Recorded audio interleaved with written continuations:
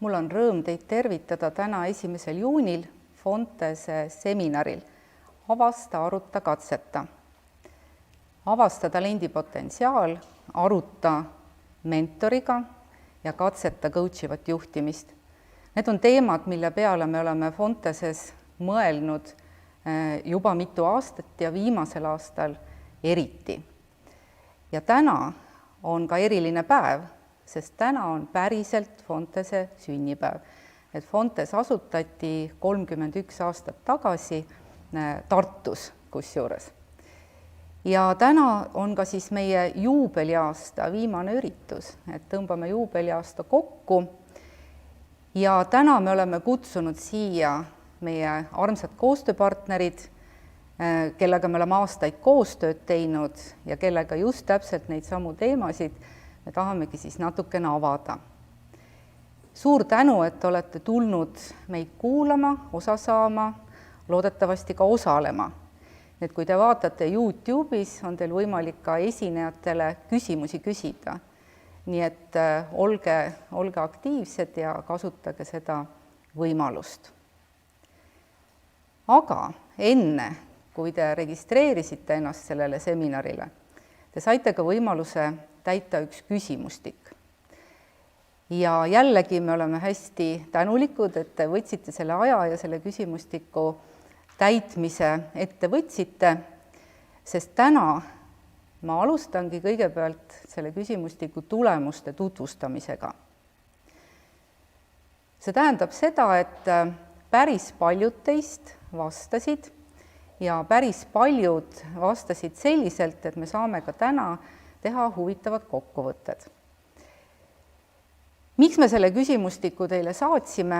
Ikka sellepärast, et aru saada, et kuidas asjad siis tegelikult on.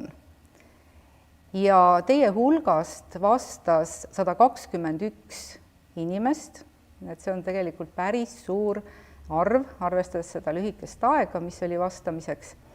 Ja me küsisime palju rohkem küsimusi, kui me täna saame teile peegeldada, aga valisime nende hulgast välja siis sellised nagu huvitavamad ja ka need, mis haakuvad meie tänaste teemadega võib-olla kõige rohkem. Ja kokkuvõtlikult juba ette rutates võib öelda, et mõned vastused olid või mõned tulemused olid ka üllatavad, aga üldiselt see, mis nüüd sellest uuringust välja tuli, kinnitab väga hästi seda ka meie tunnetust nende trendide kohta, mis on siis muidugi välja kujunenud koostöös meie armsate klientide ja talentidega. Et kui me nüüd korraks vaatame nendele tulemustele peale, siis esimese küsimusena tahaksin välja tuua küsimust, mis oli siis suunatud sellele, et kuivõrd organisatsioonides tegeldakse teadlikult juhtimiskvaliteediga, et selle arendamisega.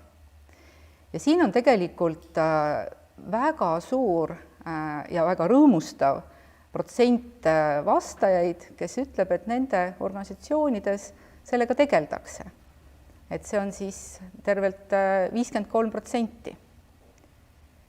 Kui me vaatame siit edasi järgmist küsimust, et meie organisatsioonis mõistetakse juhi rolli olulisust inimeste professionaalses arengus, et siin on niimoodi, et jällegi väga suur protsent seda kinnitab, et meie juhid siis organisatsioonides tegelevad inimestega ja teadlikult siis nende professionaalse arenguga. Kui me siit edasi veel vaatame, siis järgmisena valisime välja küsimused, siin vaheslaid on nüüd selle kohta, et kuidas need vastused siis kujunesid seoses juhtimiskvaliteediga. Ja juhtimiskvaliteet on meil sellepärast ka esile toodud, et me ise Fonteses ka peame oma missiooniks just juhtimiskvaliteedi arendamist, et me tahame sellele kaasa aidata. Aga kui me siit vaatame nüüd järgmist küsimust, et siis nüüd läheb huvitavamaks. Ja huvitavamaks selle tõttu, et me küsisime konkreetselt ka mõne meetodi kohta, et mida siis juhtide arendamisel kasutatakse. Ja üks meie huvisfäär oli siis testide kasutamine ja just isiksuse testide kasutamine. Ja siit tuli päris üllatav tulemus, ehk siis 63% teie hulgast, vastanute hulgast kinnitas, et tegelikult inimeste professionaalse arengu toetamiseks ja tööalase eneseteadlikkuse tõstmiseks isiksuse teste ei kasutata. Ja ainult selline väike protsent, alla 20% kinnitas, et jah, tõesti isiksuse teste kasutatakse regulaarselt. Nüüd, mis tuli välja ja mis oli põnev, oli see, et tegelikult teste kasutatakse küll värbamisel ja päris massiliselt ja edutamisel, aga et lihtsalt arendamisel juba töötavate inimeste nii-öelda testimist väga palju ei tehta.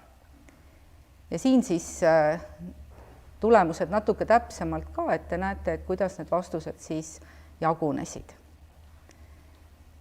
Siit paar küsimust tahaks siis veel välja tuua ja küsisime eraldi ka coachiva juhtimise kohta. No see on meie selline huvisfäär olnud juba aastaid, meil on ka coachiva mentorluse programm olnud aastaid ja me ise päriselt muidugi usume, et coachiv juhtimine on praeguse aja jaoks väga sobiv lähenemine, et selline talent advisorlik lähenemine ja kui me mõtleme seda koroonaperioodi, siis tõepoolest, et see selline distantsilt töötamine on aina kinnitanud selle coachiva juhtimise sellist tõhusust, asjakohasust. Aga et praegu tuli siis välja, et coachivat juhtimisstiili nagu teadlikult kasutavad 24% vastanute organisatsioonides. Nii et see tegelikult natukene jäi alla meie ootustele, aga me võime ka mõelda niimoodi, et võib-olla see juhtimine, mida siis rakendatakse, ei ole nagu teadlikult nimetatud lihtsalt coachivaks juhtimisstiiliks, et võib ka niimoodi olla.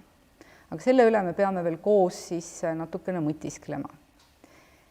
Ja uurisime ka siis, kui me mõtlesime veel juhtide arendamise peale, et mida siis veel pakutakse ja kas siis pakutakse ka coachiva juhtimise ja mentorite väljaõpet, kas on võimalik juhtidel õppida neid asju.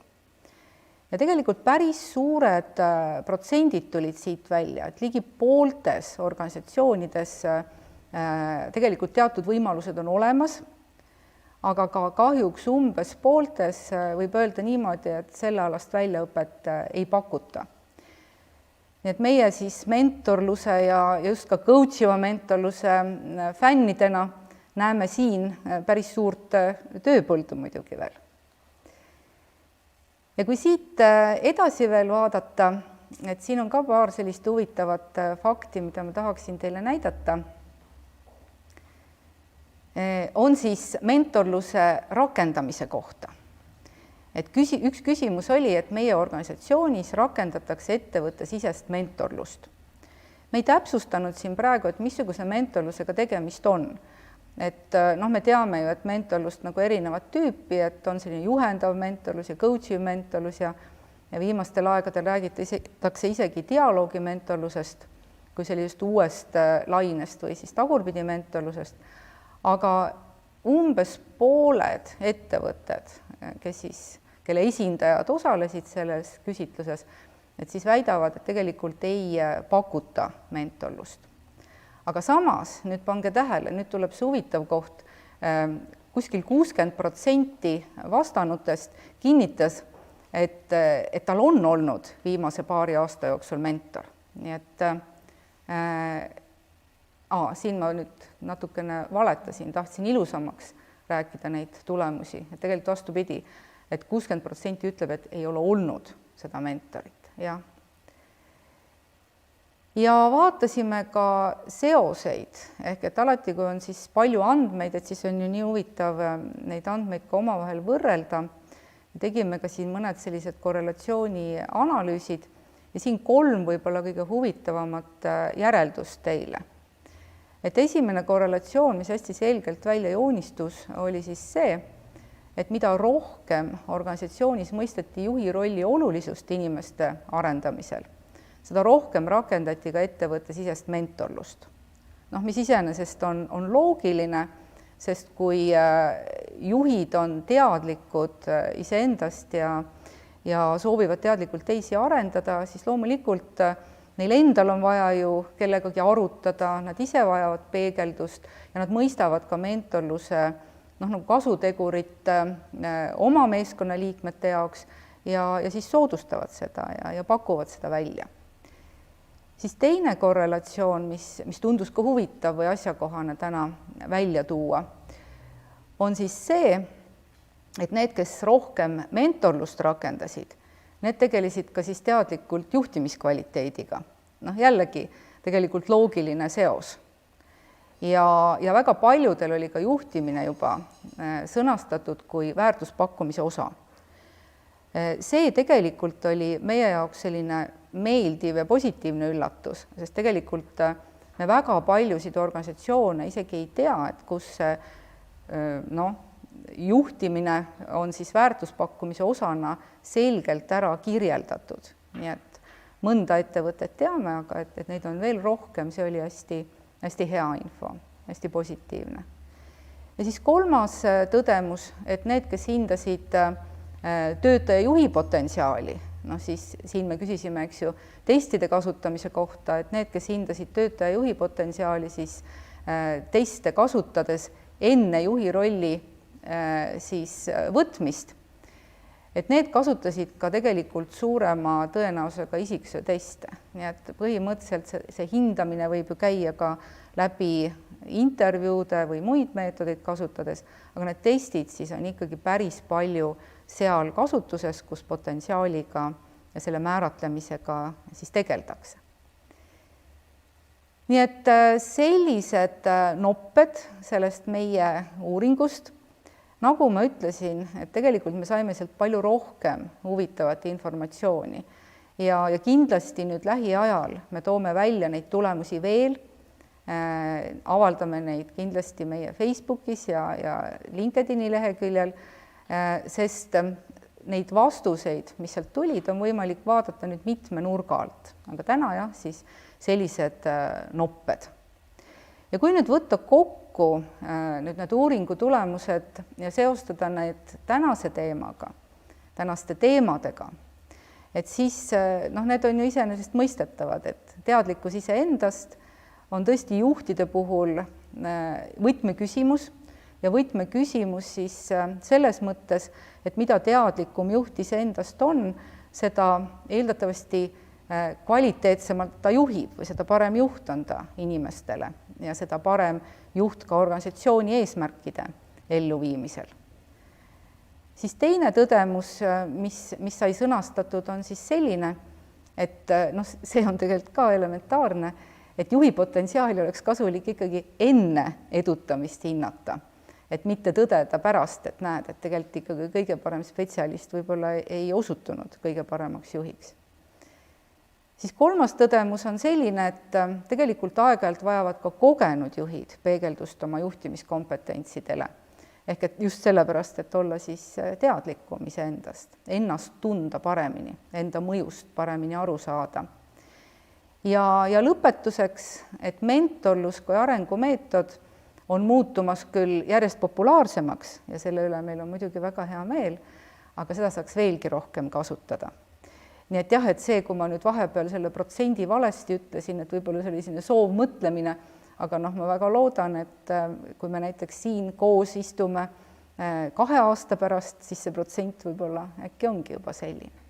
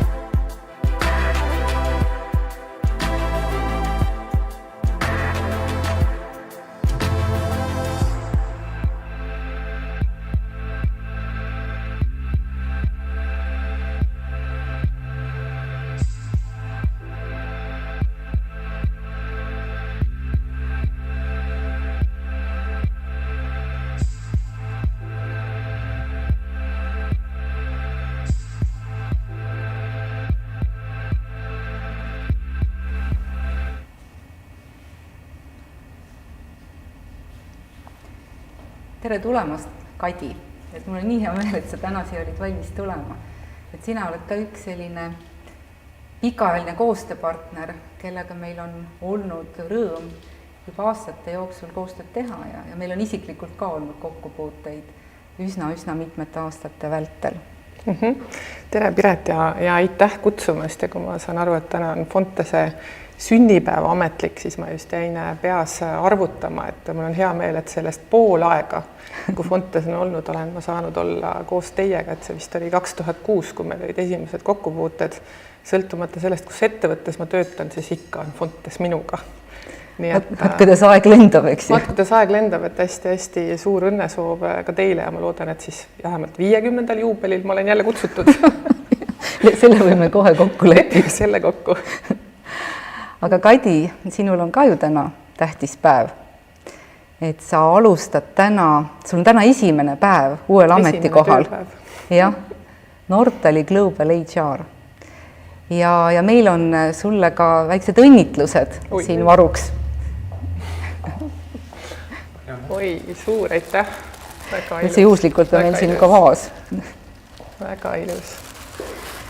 Ehk et see on selline märgiline päev tuleb välja, et just oma esimesel tööpäeval uuel ametikohal oled sa meiega.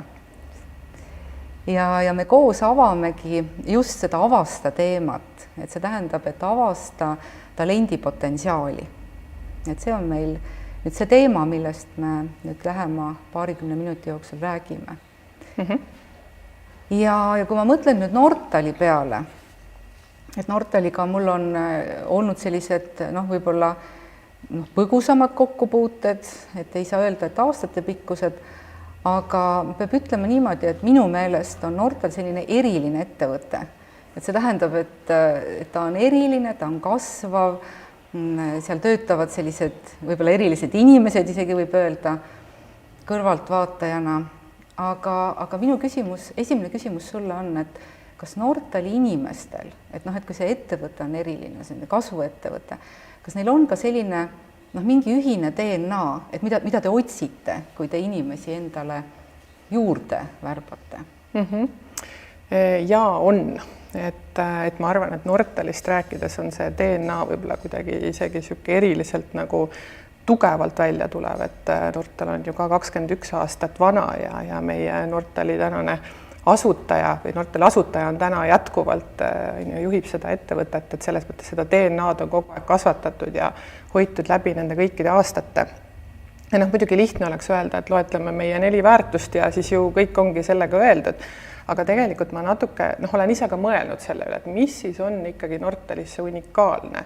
Ja selge on see, et ettevõtetes on ju nii, et osad inimesed lähevad lendu selles ettevõttes ja teised inimesed, kes on võib-olla teises ettevõttes olnud näiteks superstaarid, selles ettevõttes konkreetselt ei lähe lendu. Et mis siis ikkagi eristab ja mida me siis otsime. Ja mul on võib-olla oma sõnadega öeldes, et mul on 4 võib-olla niisugust karakteristikut või 4 sellist asja, mida me otsime igas inimeses, sõltumata sellest, kas ta töötab Eestis või ta töötab Ameerikas või ta töötab meie Omaani Middle Easti äris või kus iganes ta töötab, siis ma arvan, et esimene kõige olulisem asi, mida me inimestes otsime, mis on selline Nortal läbiv DNA osa, on siis see, et tahe teha maailma muutvaid asju. Et päriselt meie ettevõttesse siis satuvad sellised inimesed või on oodatud sellised inimesed, kes siis tahavad midagi suurt ära teha, mis selle eelduseks on, et tal on tõeline kirg oma valdkonna vastu. On see siis mingite erinevate Eesti e-riigi teenuste arendamisega seotud või erinevate muude e-lahendustega seotud oma teemade selline soov neid kogu aeg arendada, edasi viia, uurida, katsetada. Et ma arvan, et see on üks teema, ja mis see alla võib-olla läheb ka selle unikaalse DNA-ga kokku, on see, et suutlikkus lahendada siis selliseid kompleksseid ülesandeid. Et mida me teeme digitaalset transformatsiooni erinevates ettevõtetes ja organisatsioonides ja need ei ole lihtsad. Et sa pead kujutama ette seda tulevikku ja sa pead suutma need lahendused luua. Et siis see maailma muutuvad asjad on, et kas see sära on seal silmis või ei ole, et see on niisugune nagu läbiv. Siis ma arvan, et teine, et võib-olla sa saad ka siin kinnitada, et olles meid nüüd kõrvalt näinud, et teine läbivjoon on niisugune ettevõtjalik mõtteviis. Et ma olen kõiges mõtlen nagu ettevõtja, mis tähendab seda, et mul on niisugune omanikutunne, mul on vastutuse võtmine, ma olen iseseisev, ma tahan kiiresti otsustada ja tegutseda, et ettevõttel pole ju kunagi aega, kogu aeg on vaja kohaneda. Ja mis ma arvan, et mis on veel niisugune Nortalis nagu tüüpiline, et me ütleme inimestele, et õpi armastama määramatust, õpi armastama kaost. Et ma olen ise seda nimetanud selliseks nagu kontrollitud kaoseks, mis meil on, et meile meeldibki, et meil on kaos, aga see on kontrollitud. Et selline nagu kiire ettevõttelik, sihuke start-upilik nagu mõtteviis on ka selles 21-aastases, noh, siis võiks öelda küpses ettevõttes säilinud, aga see tähendab, et inimestele nagu meeldib see olukord, et õpi armastama kaost ja määramatust, et võib-olla käib sinna juurde. Siis ma tooksin välja sellise asja nagu pragmaatilisus, loogilisus ja lihtsus. Et me ootame ka oma inimestelt ja otsime seda, et inimesed oleksid võimelised looma selliseid nagu selgeid, loogilisi lahendusi, aga paganama nutikaid. Et see ei tähenda seda, et asjad peavad olema lihtsad, aga mitte nagu lihtsustatud või et sellised nagu liigselt lihtsad. Et aga nad peavad olema sellised nutikad ja kõigile nagu selged ja arusaadavad. Mis on veel, ma arvan, meie kultuuris unikaalne omadus on see, et meil sellised nagu korporatiivsed praktikad ei lenda. Et selle vastu on võib-olla isegi natuke niisugune nagu vastupanu, et kui sellised nagu klassikalised korporatsioonidest tulevad sellised ülevalt alla, selged, konkreetsed protsessid, rutiinid, kõik teevad kõike ühtemoodi, pigem niisugused nagu raskemad protsessid, et siis need inimesed, kes võib-olla neid soovivad nagu juurutada, et noh, nendel läheb see raskemini, et lihtsalt selline nagu väga niisugune agiilne, turbulentne, kiire ja ettevõtjalik niisugune mõtteviis ei lase nendel omadustel särada, et siis seal ka kogu see selline pragmaatilisus, loogilisus ja lihtsus.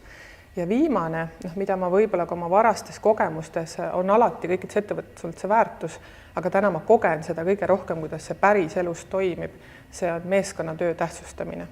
Et see on päriselt tiimitöö tähtsustamine, et alati võidab tiim, mitte üksik inimene.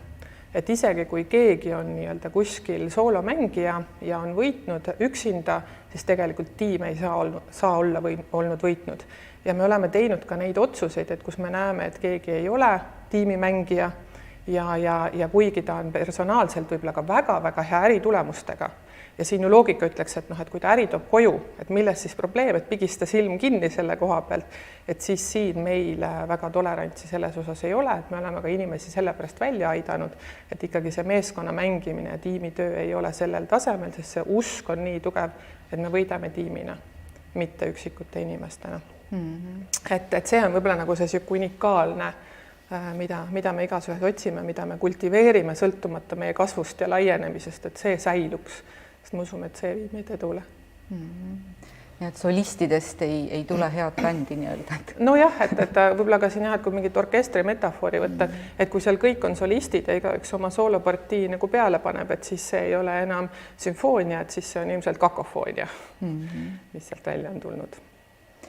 Samas tegelikult see on ju hästi positiivne, et teil on see niimoodi sõnastatud ja teate, keda te ootate enda keskele.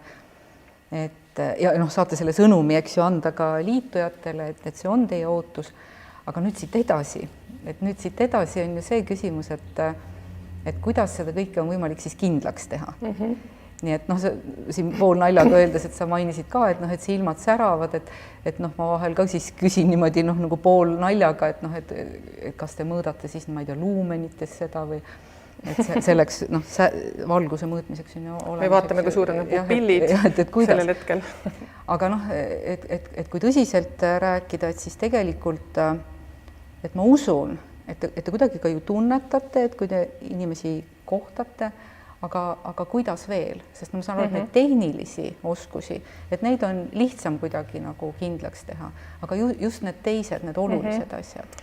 Ja tehniliste oskustega on tõepoolest see, et meil on sellist erinevad katseülesanded sõltuvalt rollist, et kui sa oled arendaja, siis sul on seal omad katseülesanded, kui sa oled testija, kui sa oled analüütik, product owner, ka isegi kui sa tuled personalitiimi tööle, sul on seal oma nii-öelda katseülesanne, millega me siis mõõdame sellist professionaalsete kompetentside nagu taset ja oskust ja kõike seda poolt. Ja see on ju hästi niisugune mustvalgelt ka tegelikult on ju mõõdetav. Nüüd see, mis puudutab seda DNA-d, isikuomadusi ja nagu võimekust, et see on loomulikult palju-palju keerukam. Ja mida me siin teeme, et noh, me oleme kasutanud selliseid professionaalseid vahendeid, millest võiks kohe pikemalt rääkida, aga meil on värbamisprotsess võib-olla selles mõttes natuke pikem kui võib-olla tavapäraselt, et noh, mul endalgi, kui ma 2,5 aastat tagasi Nortasse tulin, mul oli 6 intervjuud. Et ma ei tea, kas see on vähe või palju, aga meie see mõte on selline, et kui sa Nortalisse tööle tuled, et see on ju vastastikune valimine. Et võib küll mõelda, et protsessi mõttes on efektiivne, et kohtume 1 korra või 2 korda, teeme otsus ära, aga mida rohkem näeb kandidaat meie erinevaid inimesi ja saab aru, kuidas mõeldakse, mis on see kultuuri osa, mida oodatakse, seda kindlama peale saab tema teha otsuse ja seda rohkem ka meie enda inimesed nagu tajuvad, et kas see kultuuriline sobivus on olemas, kas need väärtushinnangud, kas need kõik klapivad. Ja üks asi, mida me alati inimeste valikul teeme, me kaasame ka tiimi. Et kui võib-olla klassikaliselt värvatakse niimoodi, et näiteks ka kus või kui juhti valitakse, et kui ma valisin enda järeltulijat Eestis kuskil 8 kuud tagasi, siis ka kogu personalitiim oli kaasatud sellesse otsusesse ehk et oma juhi valiku otsusesse. Et tõsi, nad küll liituvad nagu viimases etapis, aga et need erinevad vaatenurgad on olemas, et sa nagu kompad seda sobivust väga erinevat pidi. Ja need teemad siis, mida arutatakse, on ju ka väga erinevad, et kes vaatab võib-olla rohkem sükse professionaalse poole pealt seda sisu arutelusid, mõned liituvadki intervjuudega ainult sellepärast, et tõesti ainult seda nagu nii-öelda Nortal Fiti vaadata või seda isiksuse sobimist, et see kompamine on väga nagu sükene lai ja meie Saksa ettevõte, mille me nüüd omandasime sügisel, et seal veel on meil siis üks meetod on täiesti selline nagu 100% kohustuslik, isegi kui juhatuse liiget värvatakse, just tegime ka selle läbi, on see, et on proovipäev. Et Eesti tööturu kontekstis seda isegi ei kujutaks ette, eriti IT-sektoris, et sa kutsud kellegi päevaks otsaks ja siis sa heas mõttes nagu grillid teda päev otsa 4 või 5 erineva ülesandega, aga seal Saksa tööturg on ikkagi nii palju suurem, et meil on seal proovipäev ja mis annab ka kandidaadile aru saama, et kuidas ma nüüd päris töökeskkonnas, kuidas see kõik on, mis ülesanded mul tulevad, kuidas kolleegid suhtuvad minusse, suhtlevad minuga, mismoodi see dünaamika kõik on. Et ma arvan, et läbi selliste faktorite neid pusletükke me siis kokku paneme. Aga et on testid seal kõrval, et kasutame isiksuse teste, siin juhi positsioonide puhul kohe päris kindlasti alati, aga ka sellised väga keerukat väljakutset nõudvat tippspetsialisti positsioonide puhul alati. Ja siis ülejäänud rollide puhul sõltub nagu olukorrast, et millal ja mida siis täpsemalt kasutada. Ja ka võimekuse teste oleme kasutanud. Ma korraks läheks tagasi, hästi huvitav oli see koht, kui sa ütlesid, et ka meeskonda kaasatakse. Et ma küsin niimoodi, et oletame, et see kandidaat, nii-öelda see talent siis kohtub meeskonnaga, meeskond hakkab siis nagu arutama, mõtlema ja ollakse nagu sellises seisus, et ühed nagu on poolt ja teised justkui mitte. Et kas siis see otsus käib nagu konsensuse alusel või kuidagi nagu häälte enamusega või? Niimoodi, et kui keegi on nagu vastu, ma ütleksime, et läbiv joon on selline, et kui kellelgi on veto, siis ongi veto. Okay. Et üldiselt neid olukordi nagu ei ole olnud, et kus on pooled on vastu, pooled on poolt ja siis ikkagi nagu surutakse läbi. Et siis on nagu pigem see, et okei, et kas me nüüd peaks seda kandidaati veel valideerima, et kas meil on mingit lisakohtumist vaja, et mingid ohukohad selgeks teha, kas need on või ei ole, kas me peaks võrdlust nii-öelda kõrval otsima. Et aga üldine, see ei ole nii rangelt välja öeldud, et see vetoprintsiip on, aga see on kuidagi vaikimisi. Et kui keegi ka kuskilt ütleb, et täitsa no-go sellele inimesele, et siis nagu sealt nagu reeglina edasi ei minda, et siis peab olema ikkagi väga nagu hea põhjus. Aga mulle tundub ka, et sinna lõppvooru jõuavad ikkagi sellised inimesed, kus tiim kipub olema ikkagi pigem ühel meelel. Et ei ole nii, et ühed arvavad nii, ühed arvavad kas nagu meeldib kõigile või siis kõik on sellised, et pole päris see. Et nad ei kohtu 10 inimesega, nad võib-olla kohtuvad siis lõpuks 2 või 3-ga. Tiimiliikmed on ju ka nende kriteeriumide järgi valitud ja absoluutselt.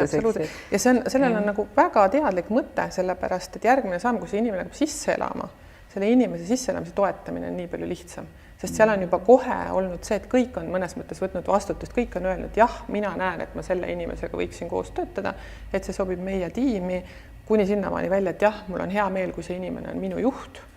et noh, et see sisseelamise toetamine, selle inimese õnnestumine ettevõttes on nagu nii palju suurem, aga jah, et selliseid, ütleme, et niisuguseid konsensuse mänge või kompromissimänge me nagu kindlasti ei tee, et see latt on noh, ikkagi lükatud nii kõrgele, et kui ei ole seda tunnet, meil on ka niisugune skaala, 4-palliskaala, mille peal alati hinnatakse, et kui sealt ikka 3,5 vähemalt välja ei tule või ideaalis ikkagi 4, et noh, siis pigem jääb värbamata.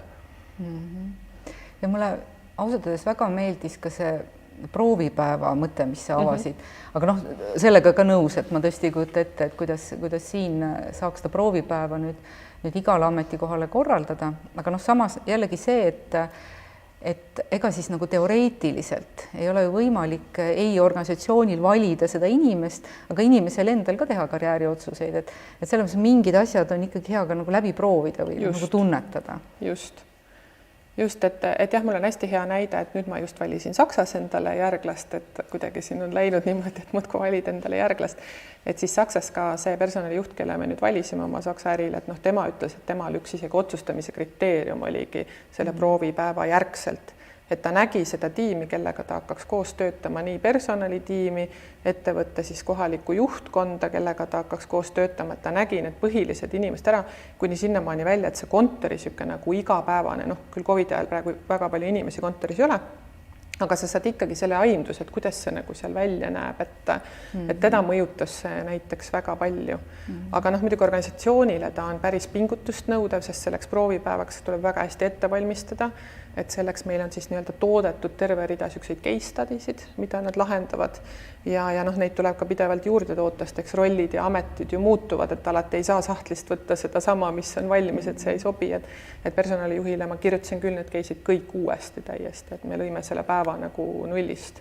Et proovipäeval ta nagu lahendab siis mingeid selliseid nagu tegelikkusele lähedasi. Päris elu ülesandeid. Noh, näiteks oligi, et kodutööks ta sai siis ülesanded, meil on just olnud töötajate pulssuuring Saksas, tulemused on sellised, nüüd sa pead ette valmistama kohtumise meie leadership tiimiga, mille eesmärk on siis leppida kokku konkreetsetes tegevustes, et mis me nüüd siis teeme oma tulemuste parandamiseks, et kodutööna ta valmistas selle ette, tema päev algas siis selle esitlusega ja sellise workshopiga ja siis ta sai järjest selle ülesandeid, et vot nüüd personalitiimi laual on selline teema, sul on 45 minutit aega praegu ette valmistada, siis sul on nendega pooletunnine workshop või selline arutelu, kus sa pead selle tulemuseni jõudma ja siis office tiim, et kuna office kuulub ka meil personali alla, nendel on siuke teema ja siis sa nendega hakkad nagu seda lahendama, et noh, hästi praktilised elust enesest. Minu jaoks oli ka selline 2-1, et kohe siis nägin, said sealt juba ideid ka, mida mingi teemaga võiks edasi teha, et ei midagi kunstlikku, täiesti nagu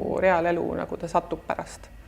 Sest see on ka hästi hea nagu lähenemine, sest meie kasutame päris palju selliseid, noh juba nagu valmis tehtud selliseid ülesandeid, nagu universaalseid, struktureeritud selliseid, kas juhtimisülesandeid või siis nagu koostööülesandeid, mis tähendab siis seda, et noh, öeldakse ka niimoodi, et või meie käest vahel küsitakse, et noh, et kuidas siis nagu vältida seda, et tuleb keegi, kes on harjunud kandideerima, kes on nagu selline kandideerija, kes teab, kuidas endast rääkida, kes räägib ennast ilusaks ja siis ta saabub tööle ja siis tegelikult selgub, et üldse ei olegi see olukord nii ilus.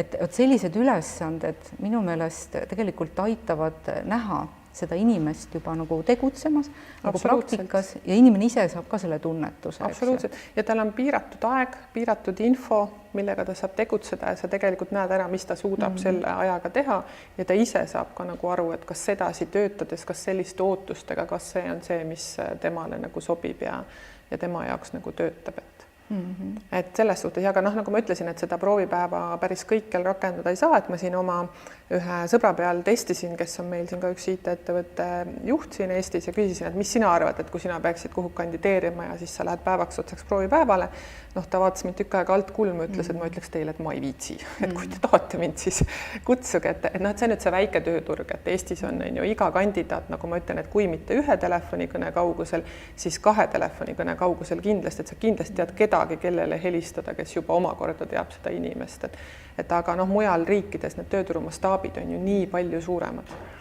et aga samas noh, sinuga siin arutades, noh, ma mõtlen ka nagu seda, et võib-olla see ei peaks olema terve päev, aga noh, mingi selline ülesanne või mingi tunnetus, et mis tüüpi see töö on või kes need inimesed seal on, et noh. Mida me kasutame kindlasti, kui me ka ei saa sellist tervet proovipäeva teha ja mida me ka Eestis kasutame, ongi tegelikult need samad kodutööd, et sa valmistad midagi ette. Nüüd näiteks just ka paar päeva tagasi me värbame endal grupi ülest learning and development arhitekti ja temal oli samamoodi kodutöö ja siis juba järgmiseks kohtumiseks ta tuli selle kodutöö esitlusega, me tegime sinna peale diskussiooni ja siis sinna järgnes veel oma selline nagu vestlus, et saab ka niisugusest nagu lühemas formaadis, aga me tõesti kutsume neid sise katsekateks.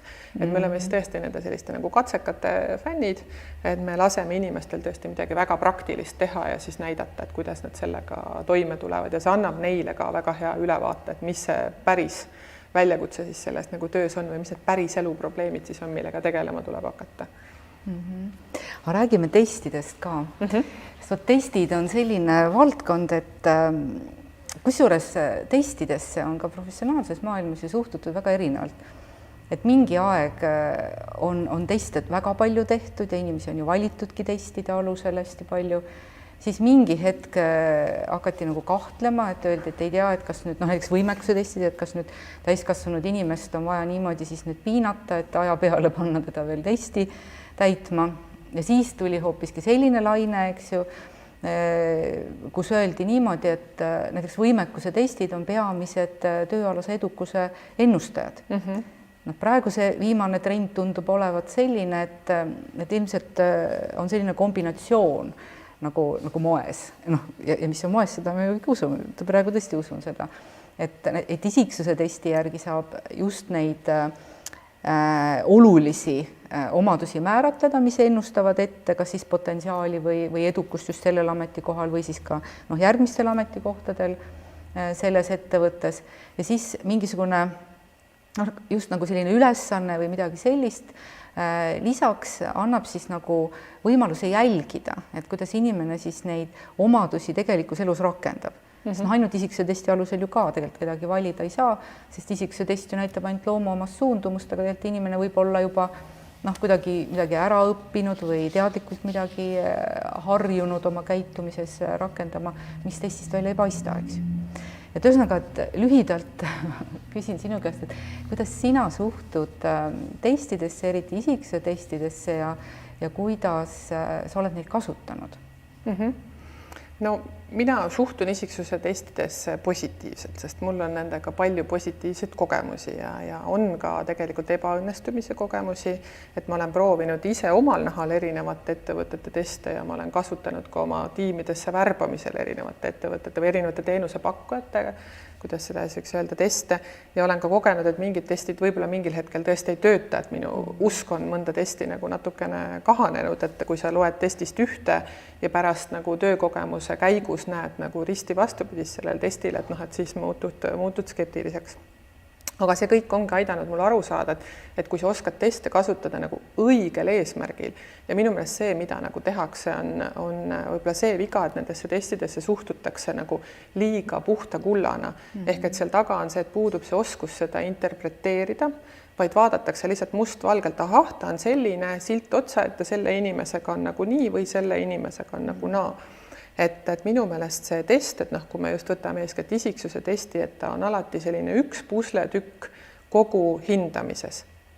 Test on abivahend, eks? Absoluutselt. Et isiksuse teste mina sellise värbamise käigus kasutan eeskätt ikkagi lõppvooru kandidaatide puhul, mitte kõikidele. Ja siis on ta ka üks vahend selleks, et saada lisainfot, et kas siis mingid oma sellised hüpoteesid ära kontrollida, et ahah, et mul tekkis intervjuude käigus, kohtumiste käigus selline tunne, see sai kinnituse, nii ongi, või ka teistpidi saada sealt mingid küsimärgid, mida veel täiendavalt siis valideerida, et mul on küll ja küll olnud neid olukordi, kus on mingi kõhklus, siis test nagu kinnitab seda kõhklust ja siis ma näiteks veel hiljem siis läbi soovitajate intervjuu käin veel neid asju nagu üle, et proovin mõelda, et kus ma saan nagu siis kinnitust, et kuidas see päris elus kõik nagu juhtub. Ja seni on küll see minu kogemus näidanud, ma arvan ka siis 15 aastat nende testidega töötamise kogemust, et see pärast hiljem ka niimoodi läheb. Et üldiselt seal nagu väga niisugust puusse panekut ei ole olnud, aga miks see mulle kõik meeldib, on see, et sa võtad teadlikult need riskid, et sa saad teadlikult aru, et ideaalset inimest ei ole olemas ja lihtsalt sellel inimesel on need teatud ohukohad, ma pean nendega arvestama ja seda saab võib-olla juba esimest hetkest peale seda inimest nagu kuidagi toetada selles nii tema sisseelamises kui ka hilisemas nagu protsessis, et ka juhil on võimalik sellega arvestada. Et mina olen ka sellega hästi nõus, et iseenesest teist ei otsusta, eks teist ei ole hea, tänapäeval isegi mõelda niimoodi, et me hindame siin mingit sobivust testiga, et pigem ikkagi vaatame potentsiaali, et missugune selle inimese profiil on ja siis et kui me otsustame ja tema ka otsustab, eks ju, ettevõttega liituda, et siis me teame, et missuguse inimesega on tegemist ja just nagu sa ütlesid, et mida siis arvestada ja kuidas teda siis nagu aidata. Ja ma arvan, et mis seal veel on oluline, on aru saada sellest, et see on ikkagi see hetk, see roll, see hindamine. Et mul on olnud ka neid juhuseid, kus ma näiteks mõnes eelnevas ettevõttes vaatan profiili järgi, et see ei ole see roll ja see koht ja näiteks täna tuleb mul see inimene nagu ette, täna ta sobib. Kuigi see test on ju nagu sama, et sa saad aru, missuguseid võimekusi ja missugust kombinatsiooni sul sellel hetkel just vaja on. Et seal tuleb nagu osata neid kasutada, et mul on alati nii kahju, kui neid nagu kuidagi valesti kasutatakse, siis tekib see halb nagu maine testidele. Ja, väga nõus. Sest praegu me oleme hästi hakanud mõtlema selle peale, et tegelikult oleks hästi kasulik võtta see testi profiil ja tegelikult mitte ainult mõelda niimoodi, et kuidas see haakub nüüd selle konkreetse, eks ju, ametikohaga, aga võib-olla veel nagu näiteks järgmisega või ülejärgmisega, et kuidagi nagu 2 sammu ette mõelda. Seega meil on ju talentide hulki väga piiratud ja tegelikult me peame kogu aeg mõtlema, et kui selliste heade oskustega inimene on, et kuidas me seda saaksime ära kasutada või et mis on siis selle inimese element, et mis on tema nagu selline ütleme ka plaan eluks või karjääriks ja kuidas me saame siin nagu kuidagi leida mingi ühise tee. Mulle hästi meeldib see, et meil majas päris mitu juhti ütleb, et otsime selliseid inimesi, kes võtavad tõusu. Ehk et selle all on just nagu see mõte, et sa saad aru, et see inimene ei ole siis oma arengu, veel nimetaks nagu sellisesse parim enne, ammugi mitte kõlblik unisse jõudnud, aga et inimene võtab nagu selgelt tõusu, et otsime nagu selliseid tüpaaže, kus sa näed, et seda potentsiaali kasvada ja areneda on veel küllaga. Sest see on jah, täpselt see, et tegelikult neid samu omadusi, mis sa alguses loetlesid, et mis selle Nortali inimese DNA moodustavad, et tegelikult selle omaduste komplekti saab ka ju võtta niimoodi lahti ja tegelikult sidudagi testi teatud, eks ju, elementidega või skaaladega ja siis juba hästi konkreetselt nagu vaadata. Aga jah, et see sõnavara võib olla hästi erinev, et praegu tuli meelde üks klient aastate tagant, kes ei hoolinud tegelikult nii väga sellest personali juhtimise ja psühholoogiaalasest sõnavarast, aga tuli ja ütles ikka, et kuulge, et mõõdaks ära nende inimeste energiapallid. Ja siis me saime juba aru, et mida seal mõõta tuleb ja kõik need, eks ju see, ütleme, ambitsioonikus ja energia, mis seal sees kõik on, eks see drive, et seda saab ju kõike mõõta ja ka ülesannete käigus vaadelda. Just. Aga jah, et see isiklik kogemus on ka ju oluline, et meie ka siin, kui me laiendasime oma testiportfelli, katsetasime ise väga palju teste läbi. Nii et paar aastat tagasi ma tegin ära kõik isiksuse testid, mis olid Eestis saadaval, ma arvan, ja ka lähiriikides ja just täpselt see kogemus oligi, et mõni test ka enda puhul nagu töötas paremini, mõne puhul ma võiks öelda nii, et ta tegi mind nii ilusaks, et peale vaadates mõtled, et see ei ole mina, et kui nüüd kuhugi kandideeriks, et võib-olla siis see oleks hea müügiargument, mis küll pärast tuleks välja, et see nii ei ole. Aga osad testid jälle tundusid nagu sobisid. Et kuidas sinu isiklik kogemus on, et kui sa nüüd ise oled teinud neid teste? Mul on kuidagi jah niimoodi, et ma olen neid sattunud iga mingi paari aasta tagant tegema, et kas see on siis mingil hetkel, kui ma tulin mentorprogrammi, et siis selle osana ta kuidagi käis või siis on ta mingi uue nagu tööriista katsetamine või nüüd ma just ju tegin ka uuesti, et me just tegime Nortalis siis meie, ma arvan, ligikaudu 50 siis tipptalendile globaalselt, mitte ainult Eestis. Pakkusime siis ka sellise võimaluse just sellise enese hindamise ja enese nagu avastamise eesmärgil, et üldse mitte kuidagi värbamise või selles kontekstis, vaid just see, et saa paremini endast teadlikuks, pakkusime siis ka võimaluse selline hindamine läbi viia.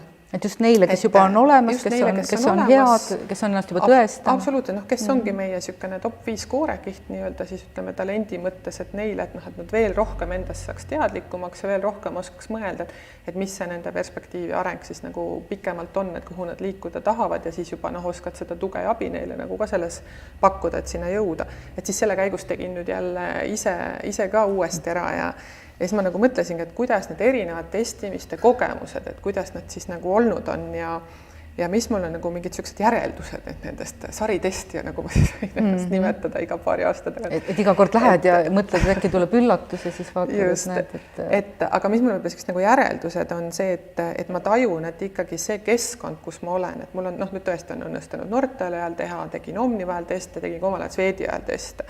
Et ikkagi see keskkond, kus ma nagu töötan, see ikkagi teatud määral mõjutab ka minu seda profiili. Et loomulikult see ei ole nagu ühest äärmusest teise liikumine, aga ma olen isegi oma vanad testid üles otsinud ja siis ma vaatan, kuidas ma seal niimoodi natukene nagu siia-sinna nagu liigun. Et see on kindlasti selle nagu keskkonnaga ja ka minu enda nagu küpsemise arenguga nagu seotud, et see on nagu selge.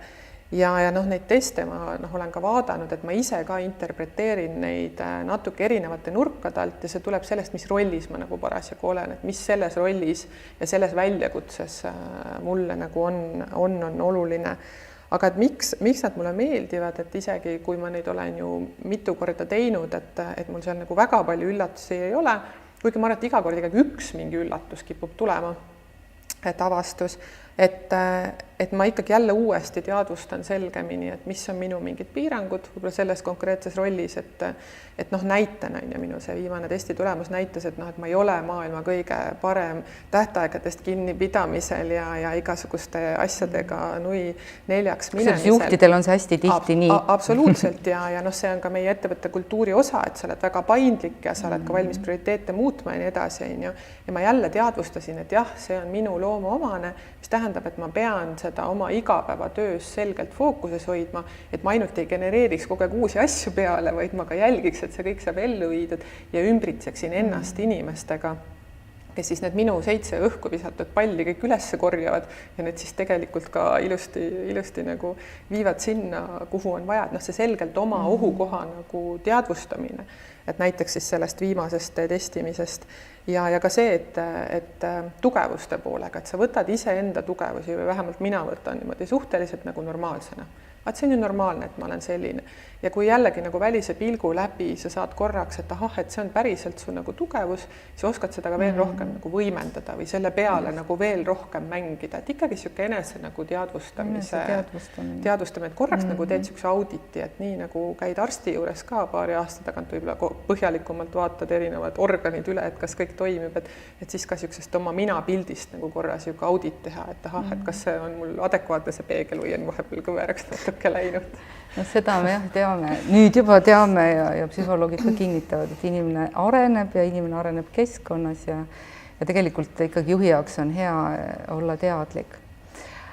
Aga aeg lendab kiiresti, et aitäh, Kadi, et tulid oma tähtsa päeva hommikul meiega vestlema ja tõesti siis ütleme Fontase 50. juubelil kohtume kindlasti, aga tõenäoliselt ka lähitulevikus, ka varem. Ja mõtlen, mida ma siis ütleksin kokkuvõtteks. Ütleksingi niimoodi, et juhtide jaoks ikkagi nagu see enda avastamine ja peegeldamine on oluline läbi testide ja see ei ole hirmus ja keegi ei ütle sulle, et sa ei sobi, vaid et see ongi see, et missugune sinu unikaalne profiil on. Ja mõne hetke pärast me vaatamegi lähemalt ühte võimalust sellist peegeldust teha. Henri Uriko, meie Fontase hindamiste haabi juht, näitab ühte testi lähivaates.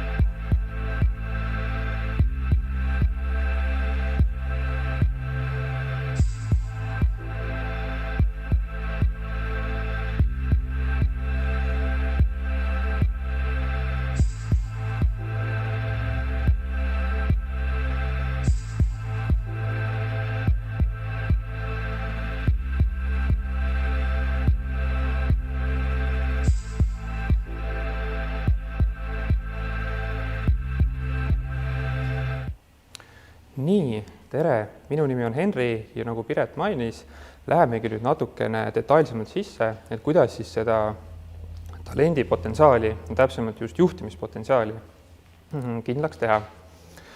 Ja täpsemalt räägimegi siis täna OPQ Leadership Profile'ist, mis on SHL Grupi poolt välja töötatud IQ testidest üks põhjalikumaid, mahukamaid ning kindlasti väga tugevalt just juhtimisele ja juhi potentsiaalile orienteeritud. Aga täpsemalt võib-olla enne veel natukene SHL Grupist, et SHL Grupp on siis maailma üks juhtivaid erinevate hindamismeetodite väljatöötajaid ja arendajaid ning nende tooteportfelli kuuluvad erinevad IQ-testid, võimekustestid, motivatsiooniküsimustikud kuni erinevate vähem või rohkem interaktiivsete hindamismeetoditeni välja. Ja Fontes on SHL Grupi partner olnud nüüd üle 20 aasta juba ning selle koostöö käigus oleme aidanud neil mitmeid erinevaid meetodeid tõlkida eesti keelde, kohandada nii Balti kui ka Eesti turule ning samuti oleme koolitanud välja ka nii personalijuhte kui personalispetsialiste kasutama neid meetodeid. Aga lähemegi edasi selle OPQ Leadership Profile'iga, mis põhineb siis teadusuuringutest saadud prognoosidel, mis siis seostatakse kandidaadi või hinnatava poolt antud vastustega siis normgrupi vastustele. Ning peamine lähenemine põhinebki siis kahe juhtimise stiili või viisi eristamisel, ehk siis management ja leadership stiil, mida käesoleval väljavõttel või pildil näha ka on. Et ongi see transactional ehk management pool ning samuti transformational ehk leadership pool. Ning nagu näha nendest sinistest ruudukestest või kastidest, siis ongi siin käesoleval kandidaadil väga tugev leadership või nende liidri potentsiaal, aga nõrgaks kohaks või arengukohaks ongi see nii-öelda transactional ja management pool, mida siis peaks edasi arendama. Aga vaatamegi nüüd edasi, et millal ja kellega tuleks seda OPQ Leadership Profile'i kasutada täpsemalt. Ja peamiselt on 3 erinevat protsessi või situatsiooni, kus siis seda kasutusele võtta, et esimene kindlasti värbamisprotsess. Ehk kui on kindlasti tehtud, et mis on täpselt see eesmärk, mis on need inimese väljakutsed, erinevad nii-öelda inimesed, kellega neid tulemusi peab saavutama, et siis värbamisprotsessis aitabki see kindlaks teha, et milline kandidaatidest potentsiaalselt, kellel on kõige rohkem potentsiaali, siis sellel ametikohal edukas olla, need tulemused ära tuua ning samuti, nagu eelnevalt Piret ja Kadi rääkisid, et kellel on ka võib-olla paar sammu edasi potentsiaali siis minna. Teine on kindlasti edutamisprotsess, ehk kui majasiseselt on mitu erinevat potentsiaalset kandidaati, kes võiksid järgmisele positsioonile ja ametikohale sobida, et siis saab uuesti kindlaks teha, vaadates ettevõtte tulevikustrateegiat, plaane, et millist juhtimist näiteks osakonnale, valdkonnale või kogu ettevõttele üldse vaja ja sobiv inimene, kellel kõige rohkem potentsiaali edukas siis olla, ka edutada. Ning kolmandaks kindlasti väga oluline, tihtipeale võib-olla natuke tahaplaanil jääb, ongi arendamisprotsess. Ja siin nii organisatsiooni kui ka talendi poole pealt, et organisatsiooni poole pealt, kui ongi näiteks ettevõtte väga kiirelt väiksest alustavast startupist arenenud suureks rahvusvaheliseks organisatsiooniks ja vajab ka teistsugust juhtimist, teistsugust lähenemist, et siis teha kindlaks, et milline on see organisatsiooni nii-öelda juhtimiskultuur, millised on need käitumuslikud suundumused enamikel juhtidel ja vaadatagi, et mis on need tugevused siis, kuidas organisatsioon saab toetuda erinevatele oskustele ja samuti, mis on need arengukohad või muudatused, mida nüüd käesolevas näiteks situatsioonis, kas turusituatsioonis või arengusituatsiooni organisatsioonil oleks ka vaja. Ning viimaseks kindlasti talendi enda arendamisprotsess. Et siin on ka väga oluline see, et talent saab endale tagasiside. Ehk siis nagu eelnevalt Kadiga välja tõi, neil oli suur nii-öelda projekt, kus saidki erinevad talendid iseennast avastada. Said aru, et mis on nende siis juhtimisstiilid, mis on nende juhtimis kompetentsid, mis on neil tugevamad, mis on neil nõrgemad ning samuti organisatsioon ja just personaliosakond sai selle info ka, et seetõttu siis aidata neile areneda edasi ja koostada näiteks efektiivsemaid ja täpsemaid arenguplaane või võtta kasutusele erinevaid meetodeid.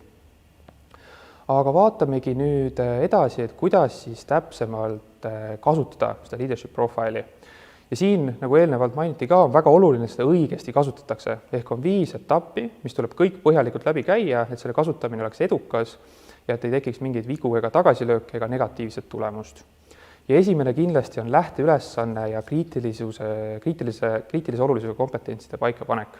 Ehk siis pannagi paika, et mis on käesolev situatsioon, olukord, kuhu me tahame jõuda, mis on need kriitilise olulisuse kompetentsid, mida näiteks sellel ametikohal tulevikus inimesel vaja on, et erinevate väljakutsetega hakkama saada ja mis siis aitab eristada nii-öelda väga head kandidaati keskpärasest kandidaadist. Teine etapp on kindlasti hinnatava informeerimine, kogu projektiga kurssi viimine ja siis ka hinnatava enda poolt küsimustiku täitmine.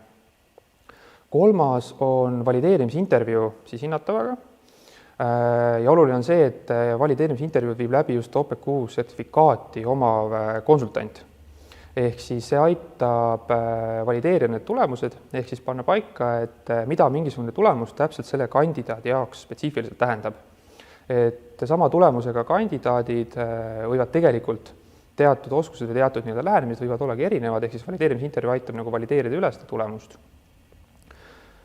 Neljas etapp on siis tulemuste analüüs, kas siis koos värbava juhiga, personalijuhiga, otsese juhiga või mis iganes see situatsioon on ja seal konsultant saabki siis anda suulised kommentaarid juurde, arutada läbi, et mida need tulemused tähendavad, kuidas need kokku lähevad siis selle eesmärgiga, mis organisatsioonil on ja siis aidata teha ka see õige valik või suund võtta. Ja viimane väga oluline just talent advisorlikust lähenemisest on tagasiside hinnatavale või kandidaadile endale. Ja siin tagasiside nii positiivse tulemuse puhul, ehk kui kandidaat värvatakse, edutatakse või nii edasi, kui ka neile kandidaatidele, kellele see protsess võib-olla niivõrd edukas ei olnud, kes siis saavad ei vastuse ja lähevad uuele ringile, et ka nemad kindlasti peaksid tagasiside saama, et saada aru sellest hindamistulemusest, saada aru enda tugevustest, arengukohtadest ning olla tulevikus siis veelgi edukamad. Ja nüüd ongi slaidile välja toodud mõned näited selles leadership profiili erinevatest siis graafikutest või tulemustest, et on kaks ühes ja samas organisatsioonis töötavat, natukene erinevad võib-olla valdkonnad, aga juhtimistasemelt sarnasel tasemel ja nagu näha, täiesti erinevad tulemused. Ehk üks on väga tulevalt leadership ehk liidri potentsiaaliga ja teine vastupidiselt on väga tugevalt just tasakaalukas ja erinevate mitmekesiste juhtimissuundumuste ja võtetega juht. Ja kui me vaatame järgmisel slaidil teist tulemust, siis siin on nad hoopis sarnasemad, ehk siis siin, kui ettevõte ongi väga selline innovaatlik, väga palju visiooni ja innovaatiline just, et siis nad mõlemad tegelikult on sinna suunda ka tulemuse saanud. Aga vaadates nüüd kolmandat pilti järgmisel slaidil, siin on tulemused peaaegu vastupidised. Ehk siis väga tugevalt on näha, et üks juht on otsustaja, kes otsustab ja eeldab, et teised tulevad temale järgi ja mingisugust selgitust, kaasamist, võimustamist nii palju vaja ei ole, siis teine paremal pool olev juht on väga tugevalt just inimeste juhtimisele ja tiimi ja meeskonna mängule orienteeritud. Ehk siis kaasab rohkem, võimustab, toetab, selgitab ja võtab kaasa ka erinevat infot oma meeskonnalt.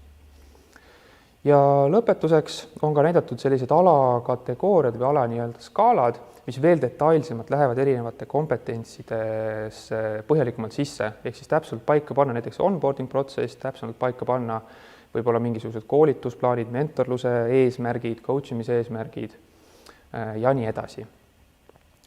Ja sellega olemegi nüüd läbi vaadanud leadership profiili olulisemad punktid ning vaadates ka küsimusi on tulnud, siis võib-olla üks küsimus, mida hästi tihtipeale küsitakse, on see, et kas seda testi või isiksuse küsimustikku täites peab kindlasti olema juht. Siis siin on väga konkreetne vastus ei pea olema juhi positsioonil.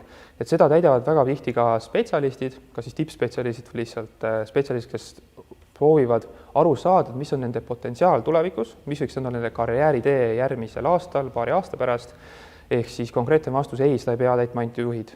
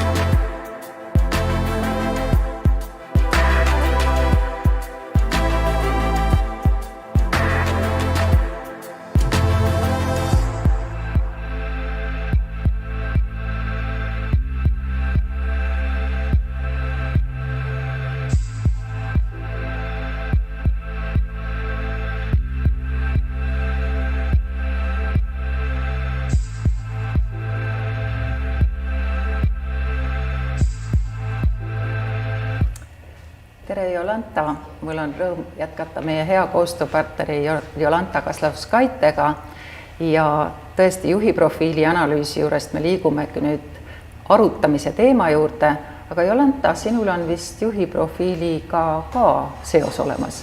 On olemas, olen läbinud, olen avastanud enda kohta nii mõndagi ja nii nagu ennegi räägid, et see tõesti aitab nii kaardistada, kus sa oled ja kes sa oled, aga kui ka see veelgi olulisem, mis on see järgmine samm, mis on see potentsiaal, millele võiks keskenduda, et saada veelgi paremaks. Sinu me palusime rääkima just mentorluse teemadel ja küsingi siis niimoodi, et miks on kasulik arutada enda teemasid majavälise mentoriga?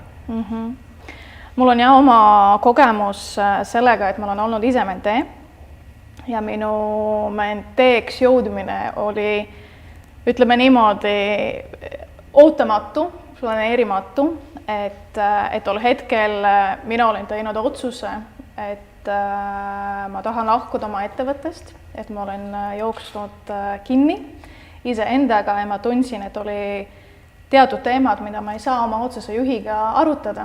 Et mitte see, et ma ei julgeks, aga mul oli tunne, et sellel ei ole mõtet, et võib-olla mind ei mõisteta. Ja tol hetkel tundus ju kõige lihtsam, et pakin asjad ja lähen järgmisesse challenge'isse ja avastan midagi uut.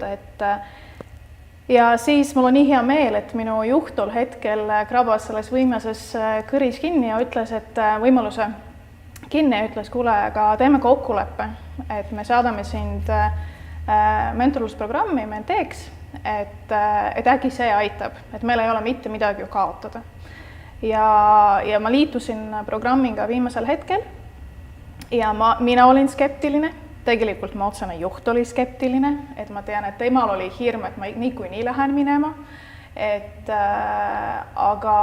aga mind veenti, et proovi ära ja siin ma olen tõesti tänulik Fontesele, et kui ma ka siia täna tulekuks vaatasin, peegeldasin endale tagasi, siis mina võin küll öelda, et minu jaoks see oli nagu selline elu muutev kogemus. Et see, kus ma täna olen tänu sellele programmile ja tänu sellele suurepärasele mentorile. Ja mul on piinlik öelda, et tol hetkel, kui mulle saadeti, et kes mu mentor on, et see, mismoodi minu esimene reaktsioon oli, et ma ikka ju esindan rahvusvahelise ettevõtted, meil on premium brändid, ma möllan üle Baltikumi, Valgevene, ja mul on mentor, kes esindab prügiettevõtted, et mis asja, et nagu, kuidas ma lähen seal rääkima oma muredes, ja oma teemades, et meil ei ole midagi ühist. Ja siis mul tekkis Fontesega kokkulepe, et anna võimalust, tehke esimest kohtumist ära ja siis otsustad, kas lähed edasi. Ja siinkohal jälle müts maha, et see, mismoodi valitakse mentee ja mentori seda sobivust, et jätkuvalt mul oli fantastiline mentor, kes sobis mulle ideaalselt, kes oligi see, kes avas mind. Ja see, miks on kasu, et sul on väline mentor, on see, et tal ei ole seda bagasi kaasas. Mina tean, et mitte keegi ülevalt teda ei mõjuta, mis on minu ettevõtte huvides, et mida ta peaks mulle ütlema, et ma sinna jääksin. Ei, tema võttis mind kui absoluutse prioriteeti, mis on see minu dilemma ja teema, ja siis me tegelesime sellega. Ja ta lõi seda perspektiivi ja seda raamistikku, et ma tegelikult jõuaksin välja sinna, miks ma sinna tulin. Sa natuke juba mainisid, aga siiski küsin, et kuidas sinu mentor, milles sinu mentor kõige rohkem sind nagu aitas, millega? No kõigepealt tema ei lasknud mulle olla see pealiskaudne. Et nagu ikka, et lähed sinna ja mõtled, et su probleem on et ma ei oska delegeerida või ma võtan liiga palju ette või ma olen juba seal aamendunud ja niimoodi. Ei, tema ei võtnud seda nagu vastuseks, et ikka nagu kooris nagu sibulat. Ja need olid sellised nagu küsimused, kus tegelikult mina sain aru, et mina ei ole osanud nende peale mõelda. Ja kõige rohkem, mida ma võtan nagu millega ta mind aitas, oli sellega, et ta keeras seda perspektiivi hoopis teise nurga all. Et miks mina arvan, eeldan, ootan, et organisatsioonis asjad võiksid olla nii või oleks võinud niimoodi teha või uuelda, et aga mis on minu panus? Et kui mina midagi soovin või minu jaoks on vaja mingeid asju nagu teistmoodi, ma ei pea sellest rääkima. Ma ei saa eeldada, et teised loevad mu mõtteid. Ehk siis me lähenesime nendele teemadele minu perspektiivi, mida mina saan teha, mismoodi ma saan seda teha ja väga konkreetselt, millal ma seda teen. Et seal oli ka selline positiivne piits, et me iga kord tegelikult ju lepsime kokku, et okei, et see on see tegevus, mis on minu motivatsioon seda teha ja kas ma teen ära. Ja siis oligi, et kui see järgmine kohtumine, et no paratamatult ju vaatad, oota, kas ma tegin, kas ma olen juba ära teinud, et siis ruttu ja siis tasapisi ja naudid neid väikseid arenguid ja neid vilju. Et sinu mentor pani siis nagu vastutust võtma siis nagu, et mida sina ise saad teha? Täpselt, mida mina saan teha läbi minu enda tegevust. Ja samamoodi, et see ei kõlaks niimoodi, et ainult sina, et eks organisatsioonil ja niimoodi on ka oma panus, aga ka see, et me tegelikult ju väga selgelt nagu defineerisime, mis minu jaoks on need punased jooned. Et mis on tõesti sellised nagu asjad, mille peale ma saaksin oale, et okei, no nüüd siit ma enam edasi ei suuda minna. Et see on ka oluline, et sa tegelikult teadvustad, et muidu sa saad sellise korraks eufooriat ja siis sa lähed reaalsusest tagasi. Et seda ka ei olnud, et see oli väga hästi läbi mõeldud, planeeritud protsess ja kõik sellised aspektid ikka nagu kirja pandud, et sul on need silmade eest ja siis sa liigud nende nimel. See oli siis mentee roll, et kuidas sa mentori rollini jõudsid? Oi, mentori rolli jõudsingi, et tuli ettepanek, et tulla mentoriks. Ja ega ma ju hurraana kohe ei vastanud, et see tähtaeg oli juba möödas ja siis tuli jälle küsimus ja mina juba kirjutasin vastuse, et aitäh, aga praegu ma olen ikka ju sisuliselt ju uues rollis ja palju tegemist ja on kiire. Ühesõnaga kõik vabandused, miks ma ei tule.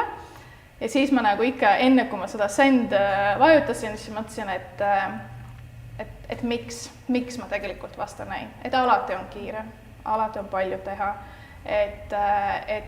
Aga mis võiks olla see, et miks ma sinna lähen?